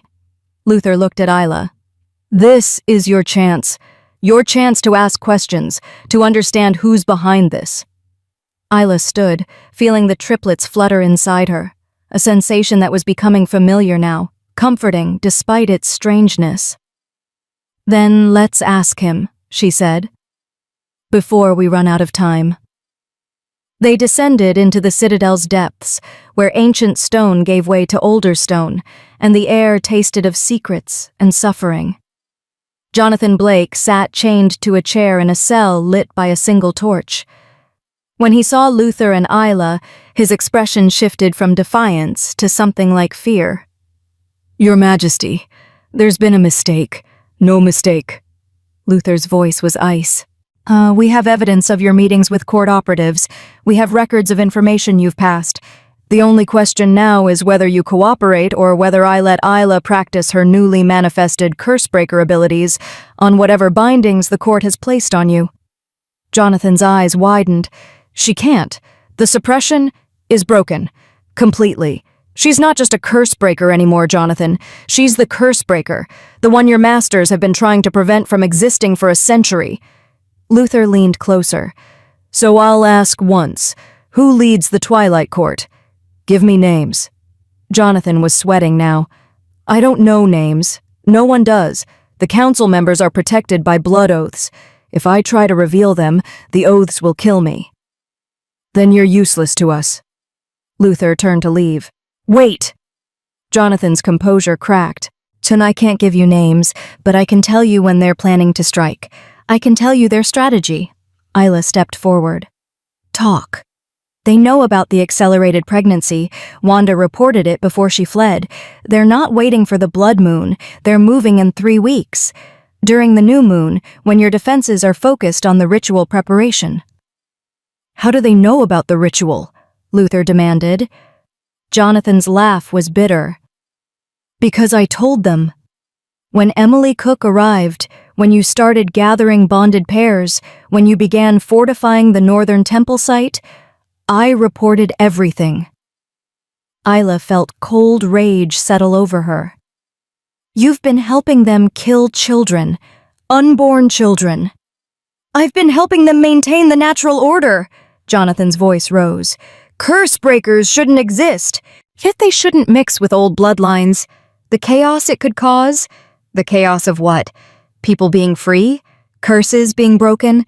Power structures that depend on suffering being dismantled? Isla's hands glowed faintly, her cursebreaker ability responding to her emotion. You're not protecting order. You're protecting tyranny. She placed her glowing hand against Jonathan's chest, and he screamed. Not because she was hurting him, she wasn't, not yet, but because he could feel what she was doing. Feel her cursebreaker ability searching through the magical bindings on him, identifying the blood oaths that kept him silent. 3 oaths, Isla said, her voice distant, analytical. 1 preventing you from speaking names, 1 preventing you from betraying the court's location, and 1... She pressed harder, and Jonathan convulsed. Hey, 1 that will kill you if you're captured and interrogated for more than 24 hours. Isla, don't... Luther started. I'm not going to kill him. I'm going to break the oaths. Her eyes met Luther's. I can do it. I can feel how they're structured. They're old magic, but they're still magic. Still curses. Still breakable. If you break them wrong, he dies. Then I'd better not break them wrong. Isla closed her eyes and let her ability flow. She felt the oaths like knots in Jonathan's life force, pulled tight, ready to strangle if yanked the wrong way. Carefully, gently. She began to unravel them. The first oath resisted, then yielded. The second fought harder, and she felt Jonathan scream again as the magical backlash tore through him, but she held steady, pulling the curse apart thread by thread. The third oath was the deadliest. It was anchored to his heart, designed to stop it the moment it sensed betrayal. Isla paused, breathed, felt the triplets inside her, 3 lives depending on her success. Then she struck, not at the oath itself, but at its anchor point. She severed the connection between the curse and Jonathan's heart in 1 clean cut. The oath shattered. Jonathan collapsed, gasping, alive but barely. Now, Isla said, her voice steady despite her exhaustion. Tell us everything. And Jonathan Blake, freed from the oaths that had bound him, began to talk. Chapter 9. The Blood Moon Birth. Jonathan's confession changed everything. The Twilight Court's attack would come in 3 weeks during the new moon, targeting the Northern Temple where Luther and Isla planned to perform the celestial ritual. But more than that, Jonathan revealed the court's structure. Not names, which the oaths had successfully hidden even from Isla's ability, but methods, safe houses, communication channels, and most critically, the identity of the other two agents in the Citadel. One was a kitchen servant who'd been poisoning Itla's food with trace amounts of a compound designed to weaken the triplets.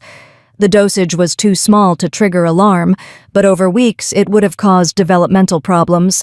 The other was Raymond Bryant, Luther's most trusted beta, the man who'd served the Blackthorn Crown for 30 years. When the guards dragged Raymond into the cell, his expression showed no surprise, only resignation. "How long?" Luther asked, his voice barely above a whisper. "Since your father died." Raymond met his king's eyes without flinching. "The court approached me after the funeral, told me the truth about your mother's death, about how your father's obsession with breaking her curse had cost 3 lives. They convinced me that preventing another Blackthorn from attempting the same thing was mercy. You've been sabotaging me for 10 years. I've been trying to save you from repeating your father's mistakes." Raymond's voice held genuine pain. "But you wouldn't listen. You kept researching, kept collecting specimens, kept obsessing over curse breaking. And then she arrived." He looked at Isla. "And I knew you'd try.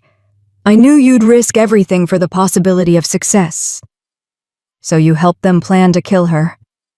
"I helped them plan to prevent you from destroying yourself." Raymond's composure cracked. "Your father died of grief 3 months after your mother and sisters. Did you know that? The official report said heart failure, but it was grief. He couldn't live with what his arrogance had cost. I watched him waste away, and I swore I wouldn't let his son follow the same path." Luther was silent for a long moment. When he spoke, his voice was granite. "You swore loyalty to the Blackthorn Crown. You swore to protect this bloodline. And you betrayed that oath because you thought you knew better than your king." "I betrayed that oath because I love you like a son." Raymond's eyes glistened. "And I can't watch you die the way your father did." "Then you should have trusted me to make my own choices." Luther turned to Gale. "Lock him in the maximum security cell. Strip him of rank and title. And make sure the court doesn't know we've discovered him. Luther, I'm done listening to people who claim to protect me by controlling my life." Luther's voice was final. "Remove him." As the guards dragged Raymond away, Isla felt the triplets flutter inside her, agitated, responding to the emotional turmoil in the room. She pressed her hand to her abdomen, willing them to calm. 3 weeks. They had 3 weeks to prepare for an attack that would come from multiple directions, orchestrated by enemies who'd spent a century perfecting the art of assassination. 3 weeks before they attempted to rip a blood moon out of the sky ahead of schedule. 3 weeks before everything either succeeded spectacularly or failed catastrophically. "We need to accelerate our own timeline," Gale said quietly. "If the court learns we've captured their agents—" "They already know," Luther interrupted, "or they will soon. Jonathan's death timer oath was set for 24 hours. We broke it, but the court will notice when he doesn't die on schedule. They'll assume we've extracted information and move up their attack." "How much time do we have?" "Days. Maybe less." Luther looked at Isla. "Can you perform the ritual early, before the next full moon?" "Emily said we need a full moon to anchor to. And the next one is in 6 weeks. Emily also said accelerating celestial events requires massive power and precise timing. What if we don't try to pull the blood moon forward? What if we create a localized blood moon effect?" Isla stared at him. "Is that even possible?" "I don't know, but Emily might." Luther was already moving toward the door. "If we can create the right magical conditions in a controlled space, simulate the blood moon's energy signature, we might be able to break the curse's final binding without actually affecting the real moon." "That's insane. So is everything else we've done?" They found Emily in the archive, surrounded by texts so old the pages threatened to crumble at a touch. When Luther explained his theory, she was quiet for so long that Isla thought she'd reject it outright. Then Emily laughed, that wind through dead trees sound that raised the hair on Isla's neck. "You beautiful, reckless fool," she said. "You want to create an artificial blood moon, a pocket celestial event contained within a ritual space. Can it be done? It's never been done. The power requirements alone would be astronomical. You'd need—" Emily's eyes widened as calculation took over. "You'd need a curse breaker at the center, absorbing and redirecting enough magical energy to convince the curse structure that the real blood moon had arrived. You'd need that energy to come from a source tied to both life and death, creation and destruction. You'd need—" She looked at Isla's abdomen. "You'd need the triplets themselves to power it." Isla felt ice flood her veins. "No, absolutely not. I'm not using my unborn children as magical batteries. Not batteries. Anchors." Emily moved closer, her ancient eyes bright with terrible possibility. "Think about it. 3 lives created through curse breaking. 3 lives that shouldn't exist according to the laws the court has enforced for centuries. 3 lives that represent everything the court fears. Their very existence is a disruption of the old order. That doesn't mean their life force is already generating massive amounts of magical energy. That's why they're growing so fast.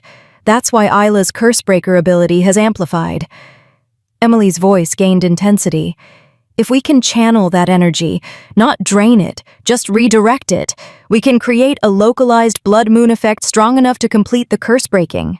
The triplets would be powering their own liberation." Luther's expression was agonized. "The risk?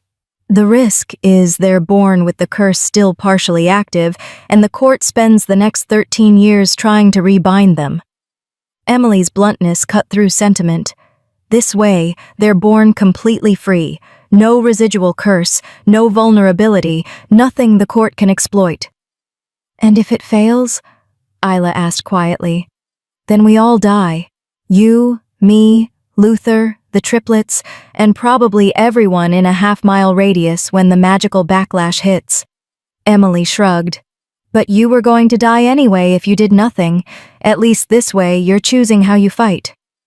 Isla looked at Luther. In his gray eyes she saw the same calculation she was making, the same terrible arithmetic of impossible choices. "We do it," she said, "but on our terms. When we don't wait for the court to attack, we force them to come to us on ground we've prepared." "How?" Luther asked. "We leak information through Raymond. Let him think we haven't discovered his betrayal. Feed him false intelligence about when and where we're performing the ritual." Isla's mind was racing now, strategy crystallizing. "We make the court think we're vulnerable, that we're attempting the full celestial acceleration at the Northern Temple in 2 weeks. While actually performing the localized ritual, here, in the Citadel, in the most defensible location we have." Isla looked at Emily. "Can the ritual be performed underground? Somewhere we can control access?" "If we modify the containment structure, yes. The blood moon effect doesn't need actual moonlight. It needs the right magical resonance." Emily was already pulling out parchment, sketching diagrams. "We'd need to carve the ritual circle directly into bedrock, create a chamber that can withstand massive energy fluctuations, and we'd need the 50 bonded pairs providing power, but they could be positioned in a defensive formation around the ritual site." "We have the lower archive chamber," Luther said. "It's carved from a single piece of ancient stone. It's been used for high-energy rituals before." "How deep?" 3 levels below the main citadel, accessible only through a single heavily guarded passage. Emily nodded. "That could work. We'd have 1 week to prepare the chamber, gather the bonded pairs, and fortify the approach. Meanwhile, Raymond feeds the court false information about the Northern Temple, and when they attack there, they find nothing but a heavily armed welcome party." Isla finished. "We capture more agents, extract more information, and use what we learn to finally identify the court's leadership. While you're giving birth in a magically charged ritual chamber, attempting to create an artificial blood moon," Luther added dryly. "Just want to make sure we're all clear on the plan." Despite everything, Isla laughed. "When you say it like that, it sounds insane." It is insane. Luther took her hand. But it's also the only option we have that doesn't involve surrendering to people who cursed you before you were born. So if we're doing insane, we might as well do it thoroughly. The next 7 days were controlled chaos. Emily and Luther worked around the clock to prepare the ritual chamber, carving symbols into bedrock with tools infused with enough magic to make Isla's teeth ache from 3 floors away. Gale recruited the bonded pairs, 50 couples who volunteered to risk their lives for a chance to strike back at the court that had cursed, controlled, or killed their own family members. Gregory arrived with 30 of his best warriors, all of whom had personal grudges against the Twilight Court. They fortified the Northern Temple as a decoy, making it look like the real ritual site while actually preparing it as a trap. And Isla grew. In 7 days, her pregnancy advanced what should have been another month. Her abdomen swelled dramatically, the triplets pressing against her skin hard enough that she could see the outline of tiny hands and feet. Yet they moved constantly now, a writhing mass of life that felt both alien and utterly precious. Luther examined her daily, his expression growing more concerned each time. "They're running out of space," he said on the 6th day. "At this rate, they'll be ready to be born in 72 hours. Maybe less." "Perfect timing, then," Isla said, trying for levity despite the fear coiling in her gut. "We perform the ritual in 72 hours, the court attacks the decoy site, and the triplets are born free. Or we all die trying. Always the optimist." He kissed her forehead. "I'm a realist who happens to love a woman too stubborn to accept impossible." The words hung between them, the first time either had said love explicitly. "I love you too," Isla said quietly. "In case we don't survive this, I wanted you to know." "We're surviving this." Luther's voice was absolute, all 5 of us, because I refused to lose you after finally finding you. On the 7th day, Raymond, still pretending ignorance of his exposure, reported to his court contacts that the ritual would occur at dawn in 3 days at the Northern Temple. The trap was set.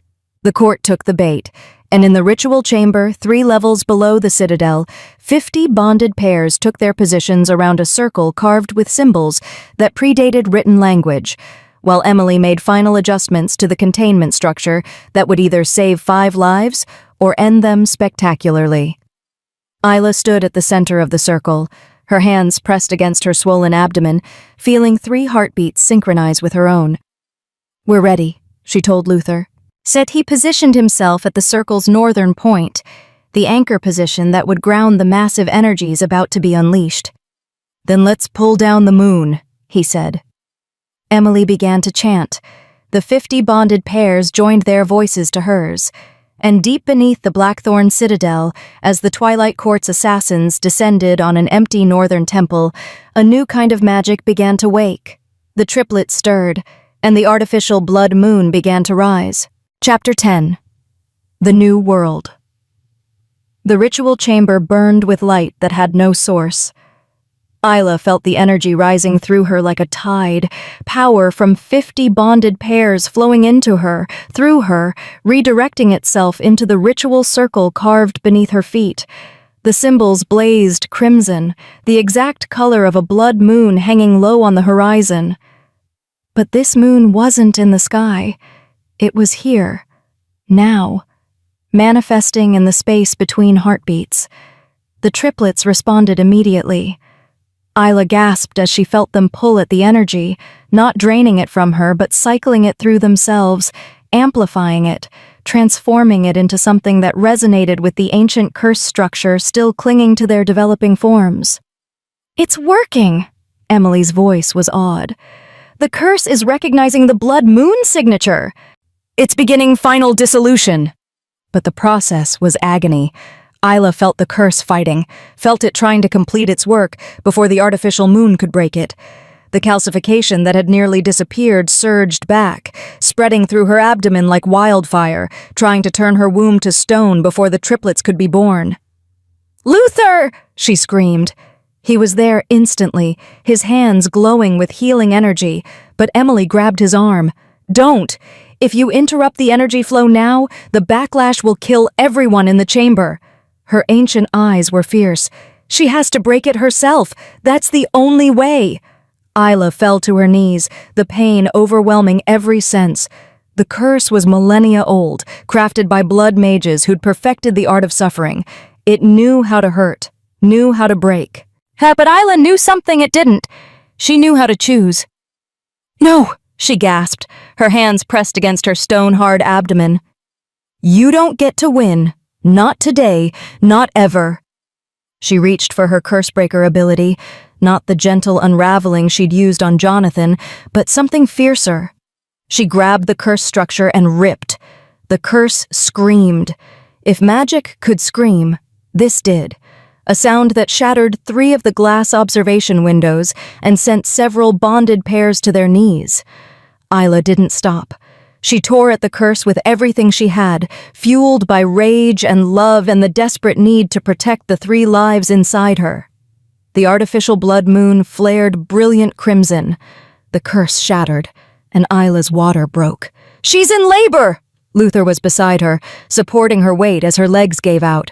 "Emily, we need to... The ritual isn't complete." Emily's hands moved in complex patterns, trying to stabilize the energy flow, even as Isla's body began the violent work of birth. "If we stop now, the curse will reassert. We need 10 more minutes." "She doesn't have 10 minutes." Luther looked at Isla, saw the agony in her eyes, the blood beginning to stain her dress. "The triplets are coming now!" A contraction hit. Massive, overwhelming, her body trying to expel 3 lives simultaneously. Isla screamed, and the sound echoed off the bedrock walls. Through the pain, she felt it, the curse making one final desperate attempt, not at her, at the triplets. It was trying to bind them as they were born, trying to complete what had been started before Isla's own birth. "No," Isla snarled. She poured every ounce of her Cursebreaker ability into her womb, but creating a shield between the curse and her children. "You can't have them. They're mine. They're ours. They're free." The curse struck at her shield. Once. Twice. On the 3rd strike, Isla's shield held, and on the 4th, it struck back.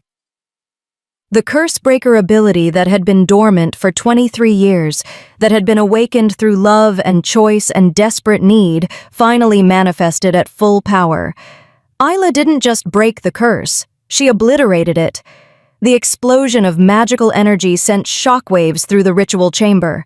Half the bonded pairs were thrown backward. Emily was knocked flat. Even Luther staggered. But Isla remained standing, glowing with power that made her look like she was carved from light itself. And in that moment of absolute power, the first child was born. A daughter. Yet she emerged into Luther's waiting hands, tiny, perfect, and screaming with a voice that shook the foundations of the citadel. Her skin had a faint silver shimmer, legacy of the curse that had tried and failed to claim her. "1," Luther breathed, his voice breaking. The second child followed moments later, sliding into the world with the inevitability of dawn. A son. He was quieter than his sister, but his eyes, gray like his father's, opened immediately, focusing on Isla with an intensity that was almost frightening in a newborn. 2, Isla gasped. The 3rd child took longer. Isla felt her body struggling, felt the exhaustion threatening to drag her under. She'd poured so much energy into breaking the curse that she had almost nothing left for the final birth. "Come on," Luther urged, his free hand pressed against her abdomen. "One more. Oh, you can do this. One more."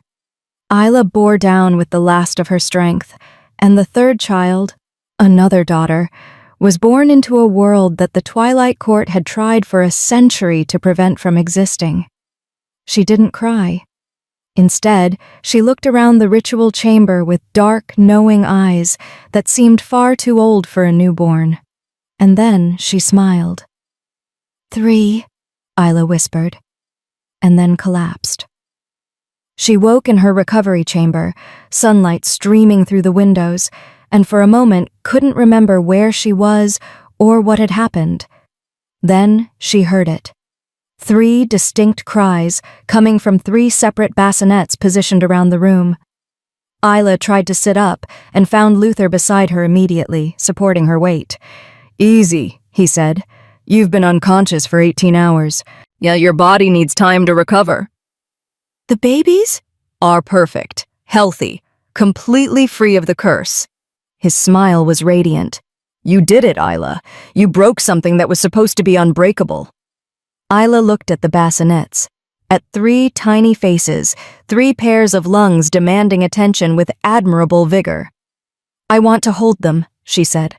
Luther helped her sit up fully, then brought the first bassinet closer. The silver-skinned daughter who'd been born, screaming. "This is Elena," he said quietly. "I thought, if you approve, we could name her after your mother." Isla's throat tightened.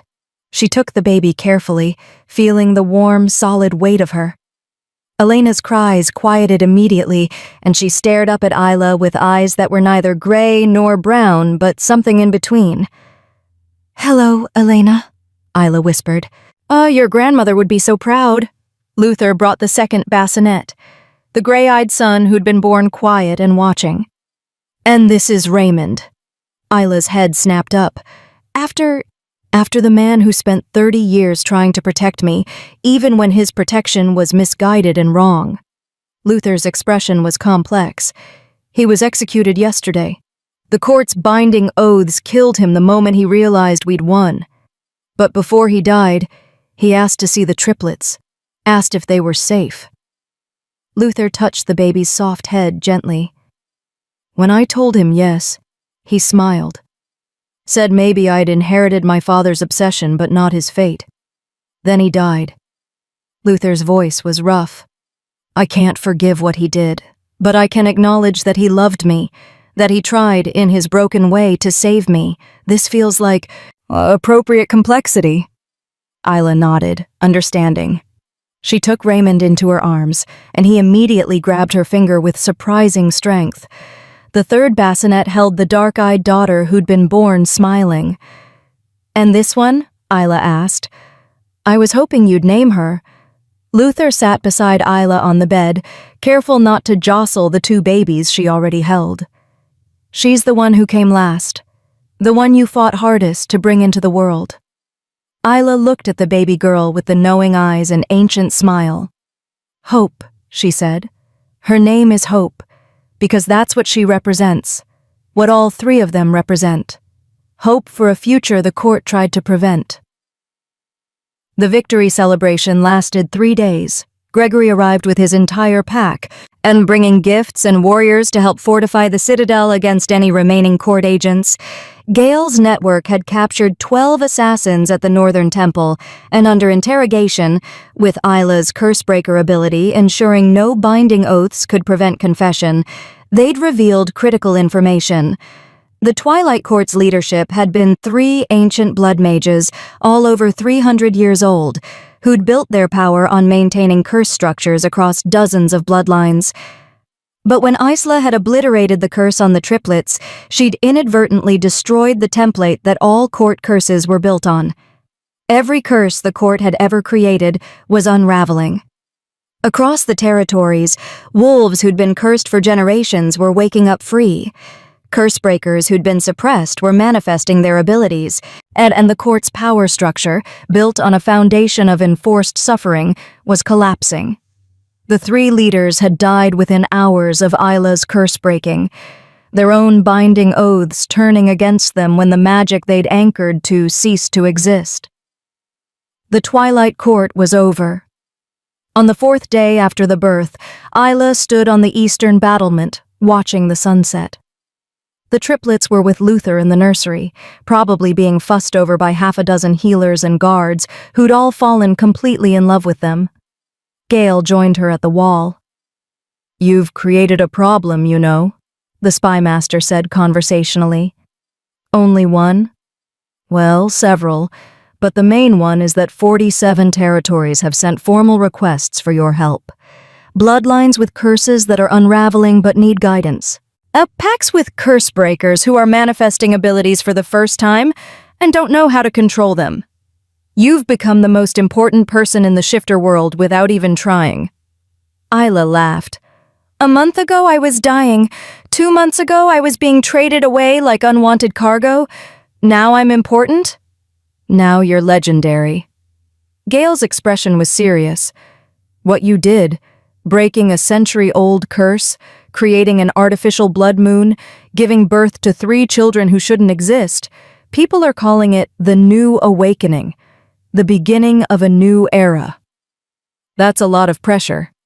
You've handled worse. Gale paused. The question is, what do you want to do with it? Isla was quiet for a long moment, watching the stars begin to appear. I want to help them, she said finally. And all the people still suffering under curses they didn't choose.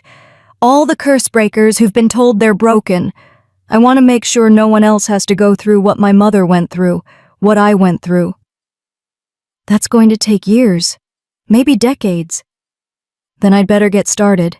She turned to head back inside where 3 impossible children were waiting, and where a king who'd chosen to risk everything for love was probably trying to figure out how to change 3 diapers simultaneously. But Gale's voice stopped her. Isla, your mother would be proud, not just of what you accomplished, of who you've become. Isla felt tears prick her eyes. Thank you for everything you did to help make this possible. I didn't do much. You and Luther did the impossible part. You gave us the information we needed to survive. That's not nothing. As Isla walked back through the Citadel, she passed dozens of people who stopped to bow, to smile, to congratulate. She acknowledged them all, but her mind was already moving forward. 47 territories needed help. 3 children needed to grow up in a world that was better than the one she'd been born into. And somewhere out there, more curse breakers were waking up, discovering abilities they'd been told they'd never have, needing guidance and training and hope. It was overwhelming. It was impossible. It was exactly what Isla Thorne had spent her entire life preparing for without knowing it. She found Luther in the nursery, exactly as she'd predicted, looking adorably overwhelmed with 3 babies who'd all decided to need attention simultaneously. Help, he said when he saw her. Isla laughed and picked up Hope, who immediately stopped fussing and grabbed Isla's hair with tiny, determined fists. You're the king of the Lycan territories, Isla teased. You command armies, you perform impossible magic, and you're defeated by 3 6-pound humans? These 3 6-pound humans are more terrifying than any army I've ever faced. But Luther was smiling, his gray eyes soft with love as he looked at their children. How was your conversation with Gale? Overwhelming. 47 territories want our help. We've apparently started a revolution without meaning to. So what do we do? Isla looked at him. At this man who'd given her truth and choice and love when everyone else had given her shame and abandonment. At the children they'd created against impossible odds. At the future spreading out before them like an unwritten book. We help them, she said. All of them. We make sure no one else has to suffer under curses designed to control them. We train curse breakers. We hunt down any remaining court sympathizers. We build a world where our children can grow up free. That's a big job. Good thing there are 5 of us to do it. Luther kissed her, gentle and sweet, while 3 babies, 3 impossible, perfect free children, watched with curious eyes. Outside, the blood moon finally rose. The real one this time, right on schedule, 6 months after Isla had arrived at the Citadel expecting to die. It painted the sky crimson, and across the territories, curse breakers woke to their power, felt their abilities manifest for the first time, and looked at the blood moon with wonder instead of fear. The new awakening had begun, and at its heart were 3 children who'd been born free, 2 people who'd chosen love over fear, and a future that no ancient conspiracy could ever take away. Isla stood at the window with Hope in her arms, watching the blood moon rise, and thought of her mother. I kept my promise, she thought. I fought. I survived. And I'm making sure our story has a better ending. The moon hung brilliant and red against the night sky, and in the nursery of the Blackthorn Citadel, 3 children who shouldn't exist slept peacefully, dreaming of a world they would grow up to change. Epilogue. 5 years later. The training grounds of the Blackthorn Citadel echoed with laughter. Elena, 5 years old, and already showing signs of her mother's cursebreaker ability, was teaching a group of newly manifested cursebreakers how to sense magical bindings. Her silver-shimmered skin caught the sunlight as she moved, patient and serious beyond her years.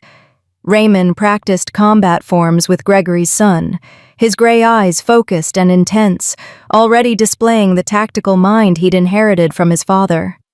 And Hope sat in the garden with Isla, helping her mother catalog the herbs they were growing to counteract the few remaining court curses still causing problems in distant territories. "Mama," Hope said, her dark eyes wise, "when can I start helping with the big curses?" "When you're older, sweetheart. But I'm ready now." Isla smiled. Hope had been ready since birth. All 3 of them had. Luther emerged from the Citadel, carrying correspondents from 17 different territories, all requesting assistance with curse-breaking or cursebreaker training. "We're going to need to expand the training program," he said, sitting beside Isla on the garden bench. Again. "How many new students this month?" 43. And that's just the confirmed cursebreakers. There are probably twice that many who've manifested but don't know what they're experiencing yet. Isla looked at the 3 children playing in the afternoon sun, at the Citadel that had become not just a home, but a sanctuary for people reclaiming stolen power, at the man beside her who'd chosen to risk everything for an impossible chance. "We'll manage," she said. "We always do." And they would, because that's what it meant to be a cursebreaker. Not that you couldn't be harmed, but that you refused to let harm be the end of your story.